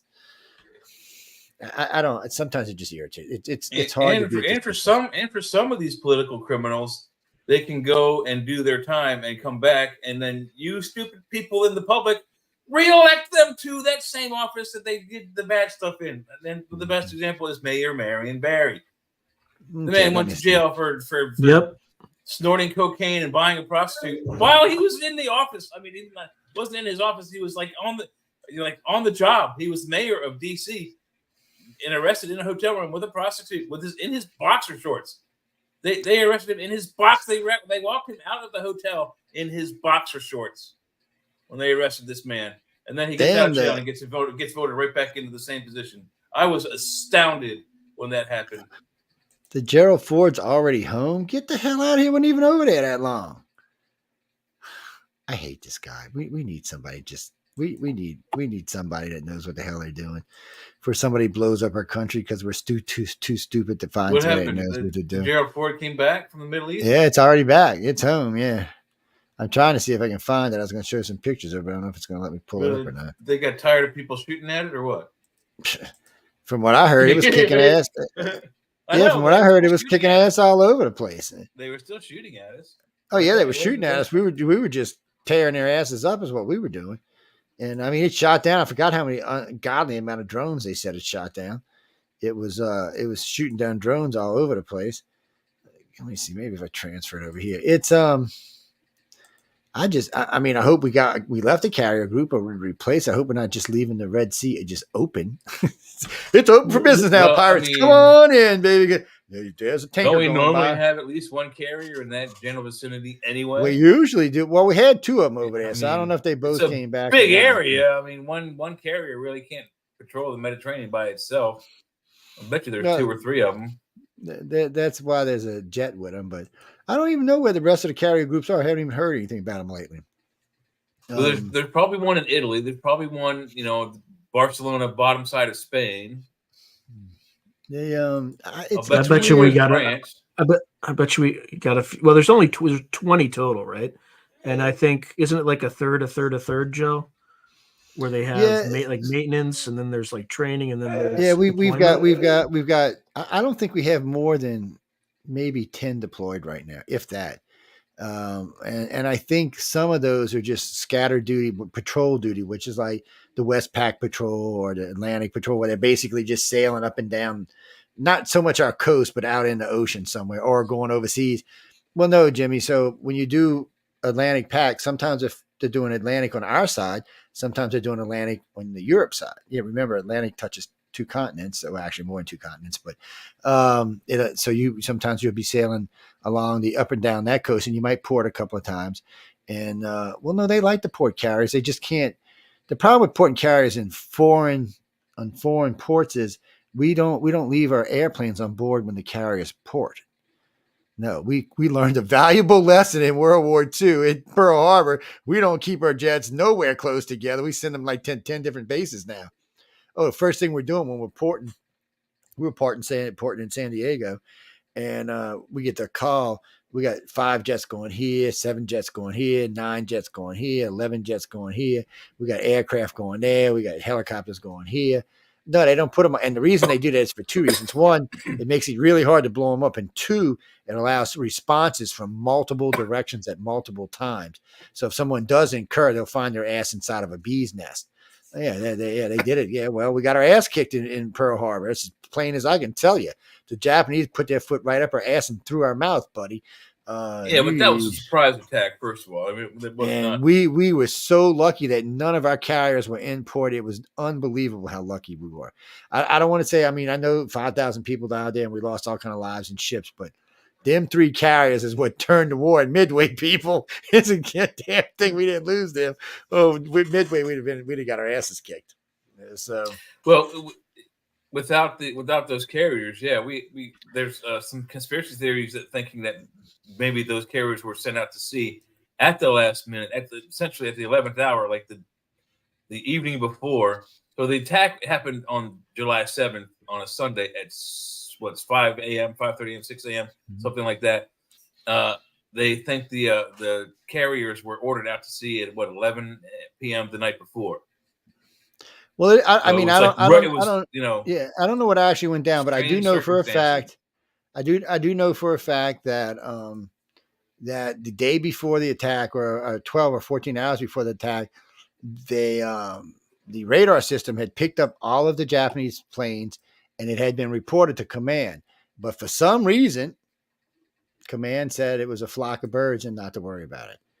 And nobody went and investigated, which isn't standard procedure. So first off, if we'd have had a group something coming in, we'd have seen way out there, and someone would have said, well, it's a flock of birds. Well, at the very least, today they would just send a drone. But at the very least, back then, we'd at least send a helicopter. We might have sent a jet, but we'd have sent something to go look. And as soon as it got there, and it was in planes all over, the next thing you would hear is weep, weep, weep, weep, and everything we had would be in the air in like 7 minutes. All of our fighters would be in the air in like 7 minutes. Yeah. So it would just be unbelievable. It'd be jet after jet after jet after jet. It is so funny because on the Nimitz, we could launch 3 at a time. We usually launch 2, but we could launch 3 at a time. And it was insane. It was insane. I've never seen anything like that. And at nighttime when all them jet engines are and everything's going down the thing, and the ships. No, the ship don't stop. People, the ship's at full speed. Who told you it stopped? Full speed into the wind. Yeah. The wind. Yeah, that gives the planes more lift. Yeah, they don't stop the carrier. No, man, they've got that bit full speed. You're cruising in planes into the wind, and you can tell when you're at top speeds because them planes just go off.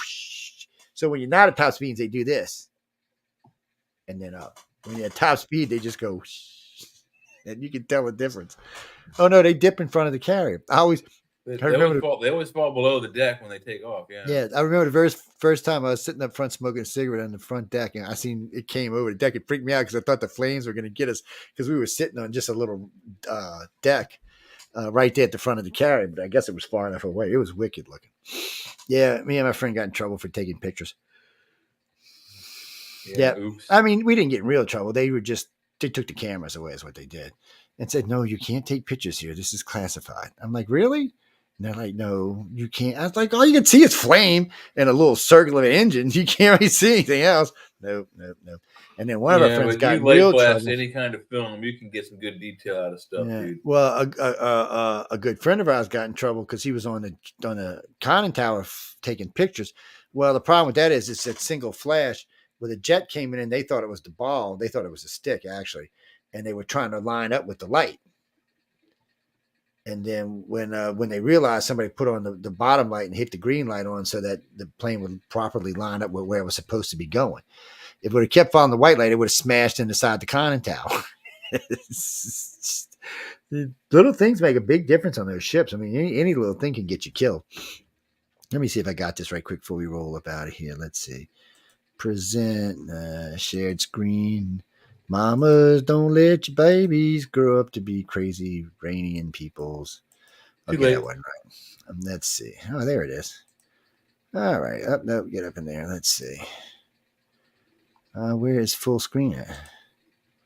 Give me the full screen. Right there. Thing. See the 220, 120? Go back up. Oh, there it is. Okay. Yeah, I got you. There we go. That's better. Anyway, so let's see what we got here. So this is what is this the Gerald Ford? That's at least two carriers right there. The one in the front I think is a Gerald Ford. Yeah, that's a Gerald Ford. Can launch 3. The one behind it can launch 2. I don't even know what's behind it. What was the other one? The other one was out behind there. It looks like no, there was another. There was another one. Was it the Ronald Reagan? I think it wasn't Ronald Reagan. There was another big one out there. Another new class. Oh, look at him, F-18 still in service. The bitches just came in service when I was in the Navy. They were coming in to replace the F-14 Tomcats. And yeah, but up to like generation F or G now. Oh yeah, I'm sure it is. Let's see. Oh, a tender. Now see, this was great. I was telling this to Sean the other day. I told you that was a tender. The next one behind it. So when I was in the States, so this would have been the Nimitz right here. This would have been the tender. Well, this tender would have came into about right here, and right here would have been a submarine. Just parked in there. It would have been almost. Sometimes we even tied them off to the carrier itself and let the carrier pull it along as we were going. Oh no, people, we don't stop for refuel. Oh hell no. Carrier rarely ever stops. Yeah, it rarely ever stops. Everything's ammo, replane, repilot, all like that. Another F-18 Hornet. It's no, it's crazy out there. Them things, people. Yeah, little. I was a PC on the deck of these things. Look at the tips up on that F-18. Yeah. Oh yeah, they do have them up. You see the pretty green stripes. Yeah. What are those? Medical? No, green is always Airedales. Medical is I forgot what color they were. Red is fire. I know that. Yeah, green is probably command or something like that.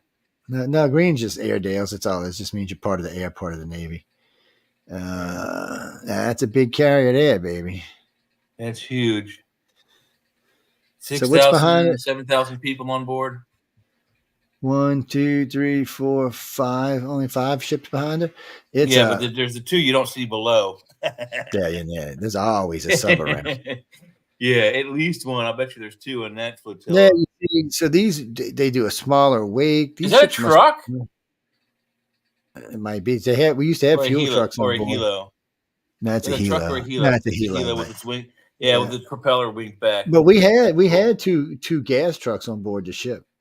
Look how wide this thing is. I mean, this thing is just monstrous. It's like the size of a city block, like 3 or 4 city blocks. And why is it flying a Ukrainian flag? What the bullshit is that about? Because that's not one of ours. No, that's ours. That's an American flag right there. Are we porting in a Ukrainian port? What the hell is that about? Maybe. I don't know. No, it ain't no Ukrainian guy got no ship like Maybe this. We're flying that so the Russians won't hit us. I don't know. Maybe they're flying that so the Russians will hit us. And then there's only, what is there? I think there's only 4 countries that even have, 5 countries that even have carriers. Infrared. Russia, U.S., England.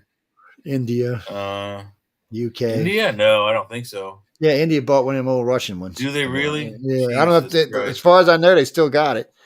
I mean, I haven't looked at it in a long time. You noticed that Y'all notice that there's something missing here? Japan had one that we gave them. Yeah, you notice there's something missing off this deck. You see the different types of planes they got on it. What's missing? Hawkeyes. They got some of them somewhere hidden. I don't see any F-35s. I see one Hawkeye. I see one. Yeah, I see one radar plane in the middle there, and that's it. Yeah. They usually have 3 on board. I don't know what else. No, I don't see no F-35. That wouldn't be an F-16 aboard a carrier. No, there's no F-35s on board. Huh? What are they flying over? Are they flying in an umbrella or what? I don't know. Either they've got them up below deck, so that for some reason the Ford don't have F-35s, because there's F-35 for carriers. So I'm not sure. Well, this F-35 has vertical takeoff and lift. I mean, it's like a Harrier. Well, not all of them do. No, some of them do. Not all of them do. I thought they all did. No, they I thought they all had vectored thrust, and they could do that. I thought they all did too, but somebody just recently we were doing something, and when we looked it up, they said that only some of them had it. Of course, these days I don't trust anything yet. But see, there's not an F-35 on here. These are all F-18s. No. Yeah, that's a buttload of F-8 still. I wouldn't want to mess with one of these. And you know what? Now these can kill the SU-29-39. These can outshoot them now in distance. Yeah. Oh yeah, you're pretty cracker jacks. You boy up here checking out the fleet. What's going on? Always somebody flying around. There's always somebody flying around. Yep, 2 carriers again. Now these are the same type carriers. Yeah. So this must be one smaller than the other. I don't know which fleet this is. I'd have to look it up to be sure, but we'll see in a minute. I think I see them side by side up there somewhere. Yeah, the one back is smaller, definitely. They might be the same style with the angled deck coming off the side, but that's a Marine carrier there. That's one of them. Yeah. Look how shorter it is. It's like almost half the length of the other carrier. That's a whatchamacallit carrier. It's a Harrier carrier. Maybe it's F-35s on it now, but that's a Harrier carrier. That's what that is. Yeah, you're not getting short one. Yeah, you're not getting no plane shooting off the end of that thing's too short. Yeah, and it don't have no lift on the end. Could be hovercraft launcher too. No, it's a carrier. It's just a Harrier carrier. That's what it is. It's a Marine carrier. That's what they use. Marine carriers use. They also have the LCACs too, the light cushion air vehicle launch vehicle. But I know we got to get out of here, guys. I know there's still like 5 more articles in here, but they'll have to wait till another night. Yeah. What do you mean, Christopher? No, we all love Joe Biden. Yes, we want to have his babies. We all love Joe Biden to get out of the presidency. That's what we love. Daily Express, K5, World War III has already begun as warnings issued, no chance for peace for decades. Well, I'm telling you, if Trump gets in there, y'all can forget that, guys. What do you mean? No, I think Putin will quit if Trump gets in. He's already said he's looking for a leader that can help end this war, and that's right after Trump won so big in Iowa. So I'm thinking Putin's always been a little scared of Trump. Trump's a big guy to start off with, and he's seen what happened. He threatened Kim Jong-un to bury him. I mean, he threatened him a couple of times of wiping from the face of the earth.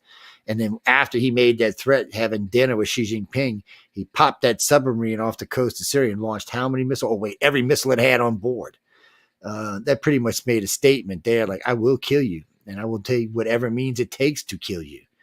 That was directly aimed at Kim Jong-un and kind of a mini threat for Xi Jinping as well, because that was an awesome amount of power unleashed, and no one knew it was there.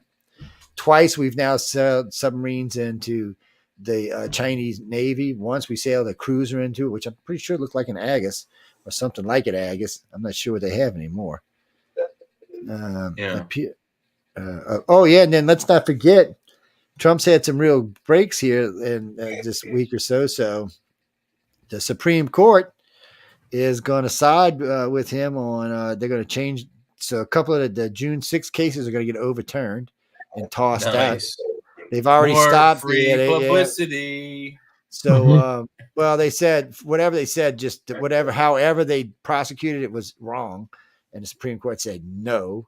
Nice. So that's going to get tossed. It'll get rid of 2 of the 4 cases against him, and also weaken the other 2.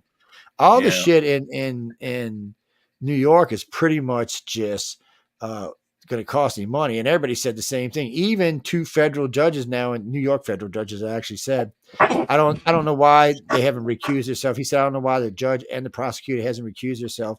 I can tell you now, if Trump does lose and appeals for appeal, we're going to give him the an appeal appeal. to the Australian. Yeah, they're going to give it to him, and absolutely. Because they said, and then the one judge said, and I don't know where this judge think he's an estimator. He said he's a judge. He doesn't do and he said, I even looked up to see maybe he did this for a living before he was a judge way back. Well, no. So they're like, no. And then the judge said, look, once the bank came out and said, I'm sorry, but we checked his income out, plus he's paid all his bills, the case should have been over with. So I don't know what that's about. So they're saying he can't get a fair trial, a fair jury in New York. So that's another reason. He's not getting a fair shake. I mean, people say that I like the guy, I love the guy. I don't love the guy as a human being. I think he's a horrible human being. I think he's an absolute douchebag and a half. But I think he's a pretty savvy businessman, and that's what we need in the office, and someone that our enemies are afraid of. Trump gives us that. I don't care what the guy says on Twitter. I don't care if he calls you a weird, female slur. I don't really care if he hurts your feelings on social media, as long as I'm not paying $5 for a gallon of gasoline. And then the one in Georgia, now they found out that the head prosecutor and one of the attorney prosecutors are sleeping together, and she's paying him more than she's paying. Yeah, and she's paying him more than she's paying anyone else. And some of the other prosecutors are much better and have much more time. And so that's already being brought into question now. So that case has got a big foot up its ass.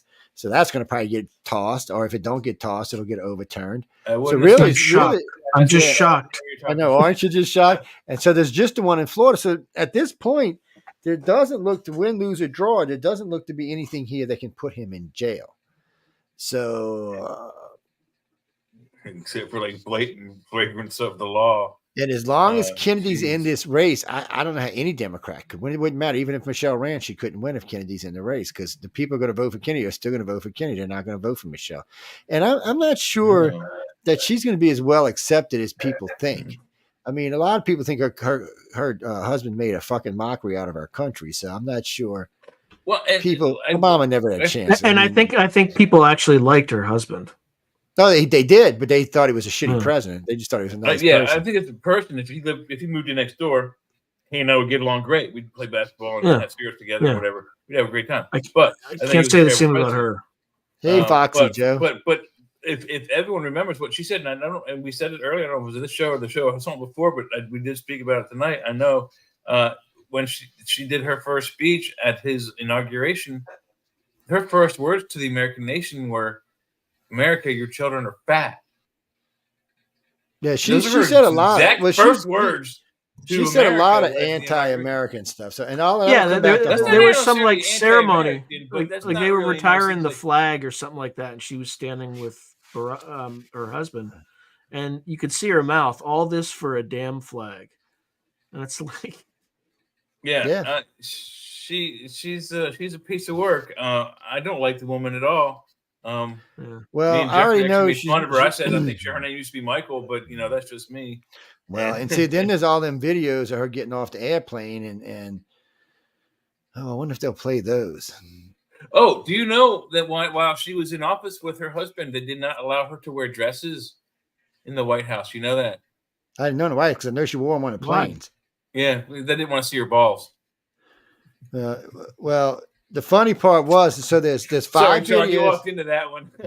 But there's 5 videos of her getting off a plane and the wind's pushing against her, and there's something about this long and about this wide, just kind of pushed across from the middle of her waist to her side. Now everybody who's seen it, says the same thing. I'm thinking maybe the bitch is packing a gun. I mean, she's feisty. I mean, she's the president's wife. Wouldn't you want some security or something? But, from day one, they've always called her Michael from day one. always. And they can't find the official birth records on the children, so they've always been a little iffy about where the kids came from. Or on him. Well, yeah, and then there's always the controversy about his birth certificate. He could be the first non-American president.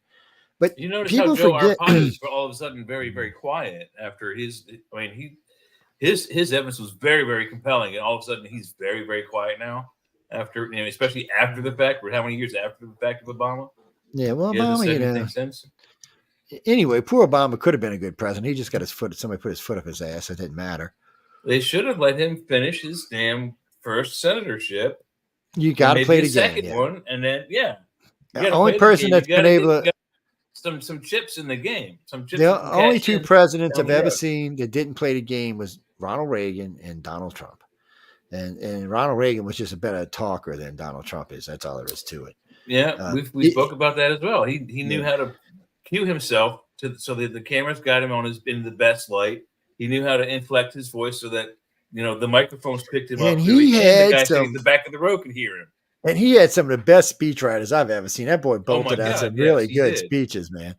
Somebody said he's so touching and feeling. How does he come up with this? I said, well, he's an actor and he has really good speechwriters. They're like, no, he does that himself. I'm like, no. He had that grandfather effect on everybody, like when you go to your grandparents' house, you feel safe and warm and cuddly, and oh, here's these things for Christmas. And that's how he came across. He was like just a friendly guy, but almost every one of our enemies was scared to death of the man. Well, it was I don't know. It's crazy. What was this I just popped up here? Somebody posted. Foxy Joe. Hey, Foxy Joe, what's happening, man? You're smoking that ganja on you, man. I can tell. I can see the smoke coming up through your ears, man. Yeah, he's probably right. It's he's probably correct. There's a lot going on in our country. I know we got to get out of here. There's a lot going on, people. There's going to be a lot more. Now, this is actually our last show that's non-election related. So you'll be hearing more and more election details starting with the next show because it'll be in February. And because it's official then, we're only 9 months out. And we get to fight and quarrel about what. See, my problem is here, usually when we do election shows, they're fun. But these shows with Donald Trump and Cracker Joe, I feel like I'm abusing a child or something. I mean, really. I mean, Cracker is just. And then wait, I listened to him yesterday. He's just north of the border of child molestation. The way he picks up some of those children and kisses them and smells their hair. It's creepy. He's just going to sit in his basement and print ballots. I mean, that's kind of the strategy, right? Oh, yeah, that's true too. Yeah. That's what he wants to do, but I don't know if they're going to let him. But that's what he wants to do, and but everybody's paying a lot more attention this time around because there's just too much stuff with Cracker Joe. But I listened to him. I think these people will do it anyway. I don't. They're going to try. They care. I don't think. They don't care. And they're going to. And I don't know who these people are. I'm not saying they're Democrats or. A lot of them are Democrats, but a lot of them. I think they're just people who are in control, and they don't. Trump is very destabilized. I don't think it's a Republican Democrat thing. No, and I'm not a Trump fan. I just see this for what it is. Right? It's people don't like like this populism. They want to stop it at all costs. Actually, Brenda, I have never voted for Trump. Yeah, no shame on me, but I got this rule about voting against absolute corruption. He's an extremely arrogant pain in the ass, but look at it this way. Do you like the way the country's going now with the Democrats? Well, see, my problem was, did you like it before when he had us paying $1.89 for gasoline? Well, I just don't like the people in power now. Like, I don't like the people in power now. Mine's not it's not an affinity vote. It's like an anti-vote. Yeah, it really is an anti-vote. Because I mean, really and truly, the people who are running things right now are just scary. And I'm waiting for them to do something. To be honest, I don't know who's running it. I don't know who's running things right now. Well, see, and that's the thing. And when you watch the White House, you get mixed messages. So you get some things you think might be Obama or maybe his wife. And you get some things you think, what is it? Like, it's like the 8th grade cheerleader squad met down the hallway and decided this was what we're going to do. I mean, some decisions that come out of there obviously being made by Z-Jenners. And I'm thinking, why would you let a Z-Jenner make any decisions for our country? I mean, no, there's a reason we say young and dumb. Saying, like, crazy stuff. I mean, it got so crazy. You have like Jamie Dimon coming out, right, and saying, "Hey, stop attacking half the country," right? That's the problem. That's like the Gen Z stuff is coming from. And then a lot of Democrats are saying, "What's going?" So when I push my Democrats about the the crime stuff and we go over everything, most of the Democrats are telling me now, look, we know this is politically related. This is not. So I said, and what would you do if I said, all y'all are doing is setting this up? So I said, I told y'all this about 20 years ago. I said, look, when the Democrats changed the amount of votes in the Senate, I said, this is going to come back to bite you in the ass. I said, because as soon as Republicans get control, they're going to use it. And sure enough, the Republicans ended up with 3 more Supreme Court seats of it because of that. If they would have left it 60, the Democrats would have had a chance of getting somebody else in there, but they didn't. So that bit them directly in the ass. And every time they change a rule, it comes back to bite them. And the rules need to be a little bit more solid. And I think the Fed needs to be involved in the election thing. I'll say it says you have to be certified and qualified by the 10 months out from the race. There's no other way to get in after that. And then this thing with Michelle interested me because when I was reading through the states, all the states have different rules. All 50 states have different rules, and the Commonwealth. Should be standard. Yeah. Oh, yes, people. Don't forget there's more than, well, technically there's 50 states, but there's 4 Commonwealths or something. Anyway. But there's also several territories. There's Cuba, there's Midway, there's, all the other places we have outlying. But the only thing that Puerto Rico gets a vote in is a president election, right? Not all elections, just a presidential election.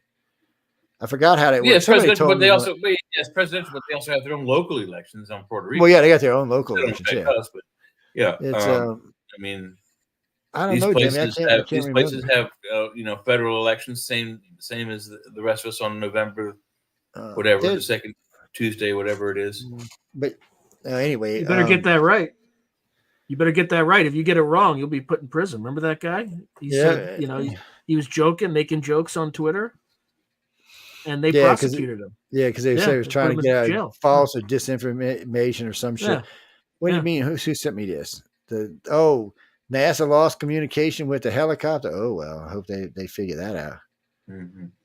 And there's another one of these articles about what happened to the advanced tanks Putin sent to the Ukraine. Oh, they probably got their tops popped. Let's see. Probably by Bradley's. Rudy Giuliano's personal bankruptcy off to a contested start. Yeah, these girls are trying to contest his money. North Korea holds nuclear test in protest against America military drill. Great. It don't look like a nuclear bomb to me. This is one effed up nuclear bomb. People, see, Daily Mail, maybe you should have looked at this explosion before you said it was a nuclear bomb. Nuclear bombs do not look like that when they blow up. That looks like a conventional weapon. Man, and then they got this new thing, the mysterious giant structures challenges our understanding of the universe. They've been finding things lately like what they think is a Dyson sphere, and they found this one thing that's like a third of the size of the universe. I don't know what the hell it could be. I keep trying to tell people there are other life forms out there and much, much older than we are. Just think of human race. If we make it 5 billion years, the things we'll be able to achieve. I mean, we're basically, to us, we would be gods. If we came back to now, we would think of the stuff we couldn't achieve even just 100 years ago. Yeah, well, that's what I'm saying. Years from today. Well, if the three of us went back in time and with just a few little inventions, we would be gods. They would treat you just like one. I mean, could you see walking around Egypt with an AK-47? Say, excuse me, who's attacking me? Oh, wait, watch this. Oh, wait, 100 did, 200 did, 300 did. Oh, wait. I mean, they can't even get in spear throwing range. Or maybe like a little Bradley cruising around, going through the sands. It'd be less useful though. You'd run out of fuel pretty quick. But we know where there's crude oil back then above ground, and converting crude oil to gasoline is not that hard to do. You'd be surprised how easy some stuff is. Don't ask me how I know that shit, people. Stuff I had to learn when I was in the service. It's the same as distilling gin, from juniper berries. Yeah, it's. You just need a bathtub with some copper wire. I want to make some. I want to make some cherry bounce. It's wild cherries, like a pound of sugar, and a couple other little ingredients, and then it makes 110 proof cherry bounce. Yes. Yeah. Or you can cheat. You some yeast you get thrown there too. Yeah, you got to have some live yeast. Or you can cheat and put all the ingredients in and then add like a 151 to it. Yeah. And then let it ferment for it's like 8 weeks or something. Yes. Oh, my dad used to make it. No, the first time I drank it, I puked for 2 days. I was so loaded I didn't know my own name, but that sweetness just made me sick as a dog. It was too much for me. I'm not a big fan of like slow gin and stuff like that. No. But anyway, sound we like gotta Country go. Death Parts would be made in college. I see Sean's boss lady keeps walking behind him like a ghost and saying, "I'm coming for you, baby. What are you doing? Get your ass in bed." No, Bobby Lee, we all got lives. Yes. No, we actually no. Sean's always welcome here, so we want him to come as much as he can. But he's going to be starting soon, I hear. The boss lady called me about you the other day and said he's on his way. So when do you start? What day was it? I forget now. She told me. It's February 4th. It's a Sunday night. Ooh, Sunday night too. That ought to be an interesting night for people. Oh, that's right. You're going to be capping off a 3-show lineup. So yeah, that's pretty good. I can't wait to hear it. Oh, y'all go here. We'll be announcing it on this show for a while until it's got like. Doesn't our other resident Sean Jack Kelly? Doesn't he have a show on Sunday? Sean's gonna be ahead of this Sean. It's gonna be like Sean and Sean. It's gonna be Ginny, Sean, and Sean. It's gonna be like Sean and Sean in the morning, except for being the evening time. Yeah, and there's a Ginny, Sean, and Sean, and there's somebody else coming too. It's gonna be ahead of them. So there'll be 4 in a row there. There'll be 8 hours of really good radio and TV. I don't know what Sean's going to talk about. As long as he don't invite Zach on, we're good to go. It's gonna be interesting. I'm bringing somebody on who. It'll be interesting. That ought to be fun. I don't remember Zach who was on with me last weekend, and we got sex therapy for the first hour. Don't remember that? Yes. Apparently, some of you listeners needed some sex therapy. Is all I can tell y'all. Actually, naughty people out there. We may bring him on one of these days. Right now, I got a spot for. Currently, I got a spot for 1 more male. After actually 2, and 3 females, and then Michelle and I got to balance out because this station's only got room for 10 more shows, and then it's full, which means the other station will start to open up. So you'll start to see a fundamental shift on where shows will actually be at that point. Some will be here in United Public. Some will go back to the old station on UPR or UFO Paranormal Radio. It just depends where you are, what your show is listed as. It will determine where you are. Well, no, just because you do a variety doesn't mean you'll be on UFO Paranormal, because variety means just what it says, variety, which means you can do esoteric stuff and still do normal everyday stuff too. Well, we got a lot of self-help shows on the network, and we got a lot of other stuff like that. We got a couple of new shows coming in. We've got some conspiracy stuff. The conspiracy stuff will probably end up with United. We'll let Michelle make that decision. It's her job, not mine. Yeah, she can make that decision where she wants them at. Well, she's the one who's got to deal with them. Yeah, so it's so funny now. I love this shit. So usually, in the old days, hosts seen me every day, every show, every day. Always see me. Now they don't see me often. So when I pop in this show, they get nervous. I've had 4 different hosts that popped out. All 4 of them got nervous. People forgot what they were saying, and they're like, "You come?" I said, "No, I'm just stopping by, saying hi. No reason. Just the boss freaks them out." I was laughing. I'm telling you, no reason to get nervous about me. I'm just coming by to see what's going on, man. Anyway, Clara, we got to go. Y'all guys were great. It's fun as always. Now, Sean will be here. Y'all can harass him. Y'all can just get in one of the chat groups or learn one of the damn. He's going to have his own YouTube on here with y'all, so y'all can hop on his YouTube and give him some numbers and just hang out and say hi and talk to him and sweet talking. Maybe give you free pizza or something. Whatever. He ain't get no damn free pizzas. You get out of here, people, with that bullshit. You know what? You sent me a free pizza. I don't know. They told me there'd be pizza involved. I was thinking about that in the old days. Y'all used to send me pizzas. What's going on here, man? I'm feeling hurt now. The old audience used to send me pizzas. Better put your phone number out there, Joe. Just put your phone number out there. My phone number is out there already. Somebody said, "You're not worried about it?" It's been on websites for, I don't know, 4 decades now. Since what the hell, man? The town I live in is kind of weird. Some of the restaurants, they close on a certain particular day in the middle of the week, a day when you wouldn't expect a restaurant to be closed, like a Tuesday, Wednesday, etc. So the one pizza joint we like to go to is closed on Wednesday, and the one burger joint is called the Wayne's Burger. I live in Waynesboro. That they close on Tuesday. So my girlfriend wanted to order pizza, and it was a Wednesday night. So she ordered from our secondary pizza place, which used to be called Toledo's. Well, Toledo's closed down and became Nacho Pizza. Like nachos. Okay, that's just scary. Not your pizza. And so she ordered a cheeseburger or a hamburger and cheese pizza. and it was just awful. And then I was at work and we were talking about it, and someone said nacho pizza. I was like, what are you talking about? Like, it's on Potomac. Like, no, it's not. That's Toledo's. Like, yeah, it used to be. I'm like, what? So we figured out that that's why our pizza sucked the other night. So we no longer order from not your pizza. It's nacho pizza. Right. Yeah, somebody else's nasty pizza. See, that just sounds nasty, and I like pizza. Yeah. It still sounds nasty. I wouldn't even think of ordering I don't know hamburger pizza. That's weird. No, Helen, you can come see him on Sunday night. Probably done hamburger on a pizza is very good, actually, but this was like little tiny, grease balls. So anyway, if you happen to eat at this place, we take no responsibility for anything Jay just said. y'all hate on Jay. Oh no, we hate on food companies all the time. No, we're not bashful. We hate on food companies all the time.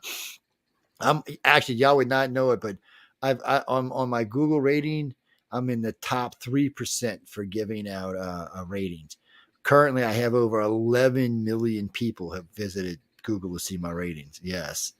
I know I give out pictures sometimes, and sometimes I leave some good comments, and sometimes I leave some comments. Matter of fact, there's a place called Shrimp Basket. They're still to this day trying to get me to take the comment down. I posted, I gave them a 0, and I don't even like to write. And I wrote about a paragraph about like this. I said, yeah, y'all do it that. They gave me fried crab, and then when it came out, I took a bite. It was frozen. I'm like, what the? And I said, can you fix this? So they took it back and refried the crab that they brought me, which was nasty to start off with. And it came back frozen. So I said, give me my money back. I'm leaving. And I said, I'm never coming back to this store again, because not all shrimp baskets suck, just that one. The one in Gulfport. Until to this day. So I told the manager, called me one day. He said, okay. I said, why would I take it down? I said, it was a horrible experience. You never did anything to make it right. I said, you didn't even offer me a free dinner. I mean, what is it off your skin if Shrimp Basket buys me and my old lady a dinner? And they're like, or me and anybody dinner. And they're like, no. I said, well, see that answer right there means it's staying up there. I was just like, screw you. You can stay up there for life. I got one picture. I'm at the Palace Casino in Biloxi, and I took this shot out of my window. It's actually 2 shots. It's a gray day. And when you look, you see one of those big, huge cargo planes just kind of hanging in the sky, but it mixed in with the gray. For some reason, people love that picture. It's got over 2 million likes. I was like, what? All the shit I post, that's what gets the likes. I'm like, okay. No, I just don't understand. But we rate all kind of food places. And last year, 17 states we were in. And the trip to Utah and back, we were in, 8 different states. All of that. We rate all of that stuff, man. And if I get bored, I hand it to Linda and say, here, you do it. What's that, Christopher? Yes, we got to go. We're already supposed to be going. So good night, everybody. Stay tuned for Scott Bakula. No, Dave Scott. I'm just teasing. Scott Bakula. It's Dave Scott. He's on Spaced Out Radio. He's been on for an hour and a half now, so you better get over there and listen to it. Oh, no. He's nutsier than all 3 of us put together. Oh, yeah. His mama definitely dropped him on. I think she had too much moose milk when she was a baby and just dropped him on his head. He lives up there in Vancouver somewhere in BC. Yeah. Yeah, he's nuts. He's nuts. I like him, but he's nuts. He's a little on the L side, but we're not going to hold that against him. Not lesbian. What the hell is that? They get a pure form of oxygen out there in British Columbia. I said he's on the L side, and you write he's a lesbian, right? Or they're a lesbian. Anyway, on that note, we're out of here. Good night, everyone. Stay tuned again for Big Spaced Out Radio. I hope to see y'all tomorrow on the Arthur's Quill. I forgot who's on. Dave is on with us tomorrow, so you can come by and check him out. I think John's going to be with me as well. No, it actually supposed to be other hosts. So it's actually supposed to be 4 or 5 of us. I just haven't had time to sit down and get everybody together. I'm working on websites right now. But again, on that note, good night and stay tuned for Crazy Man Dave Scott. I'll be here tomorrow from 3 to 5. You can come check it out and see what's going on. And I'll be working on websites other than that. And you can hang out and see who's on the Arthur's Quill. If you want to be a guest on any of the shows, you can write me at icar@cox.net. Or if you happen to be on my Facebook pages or as a messenger, you can hit me up on Messenger or on Instagram for that matter. There's a lot of places you can catch me. No, my pages are public. So if you pop on to Facebook and you write a public message, it'll come to me. Yeah, you can just write, hey, Joe, I'd like to come on your show. But do this, okay? Before you do that, write on there like something you'd like to talk about or what it might be about. I host 4 different shows. So, one's just science, where you geek out on science. There's this show, which we talk about, as you can hear, all kind of crap. All kinds of stuff. You never know where we're going with this show. We do talk about real news. Somebody the other day was bitching at me about it, and I said, well, go back and talk and see how many news articles we actually did. And she comes back, she's like, God, I went through 20 of them. I'm like, yeah. I said, but there's a lot of time. It's 3 hours. So we're talking about a lot of different things. I said, but we go through news articles as we're going along. Just got to pay attention. Yeah, sometimes those news articles park us on food or movies. Or well, you never know. Other yummy things. And then, and so, I mean, but, at least give me an idea of what you want to talk about. This show, if you want to come on this show, you just have to show an ability to talk politics.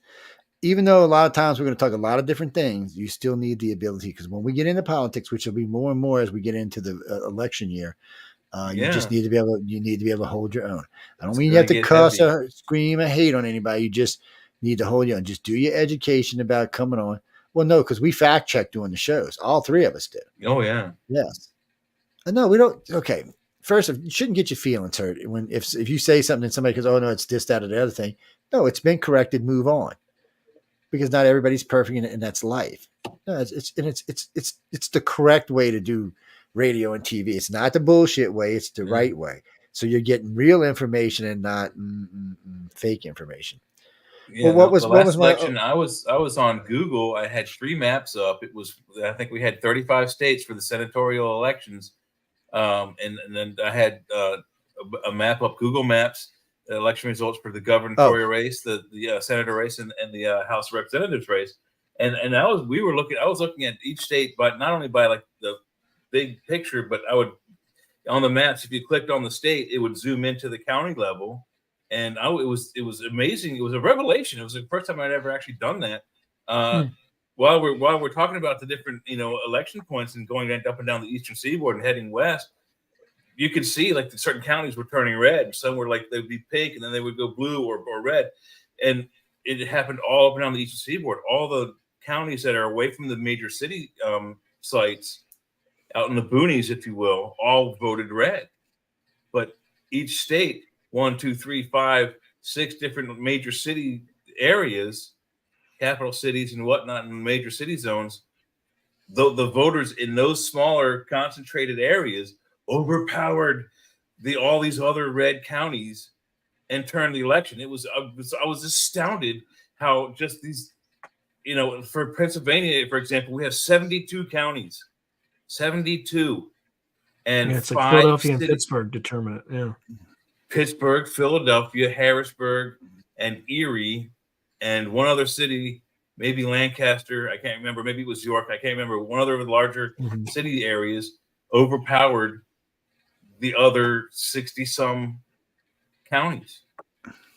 That's because you got to get the red people in the big cities to vote, and they don't like the Republicans have got to move out of the boondocks.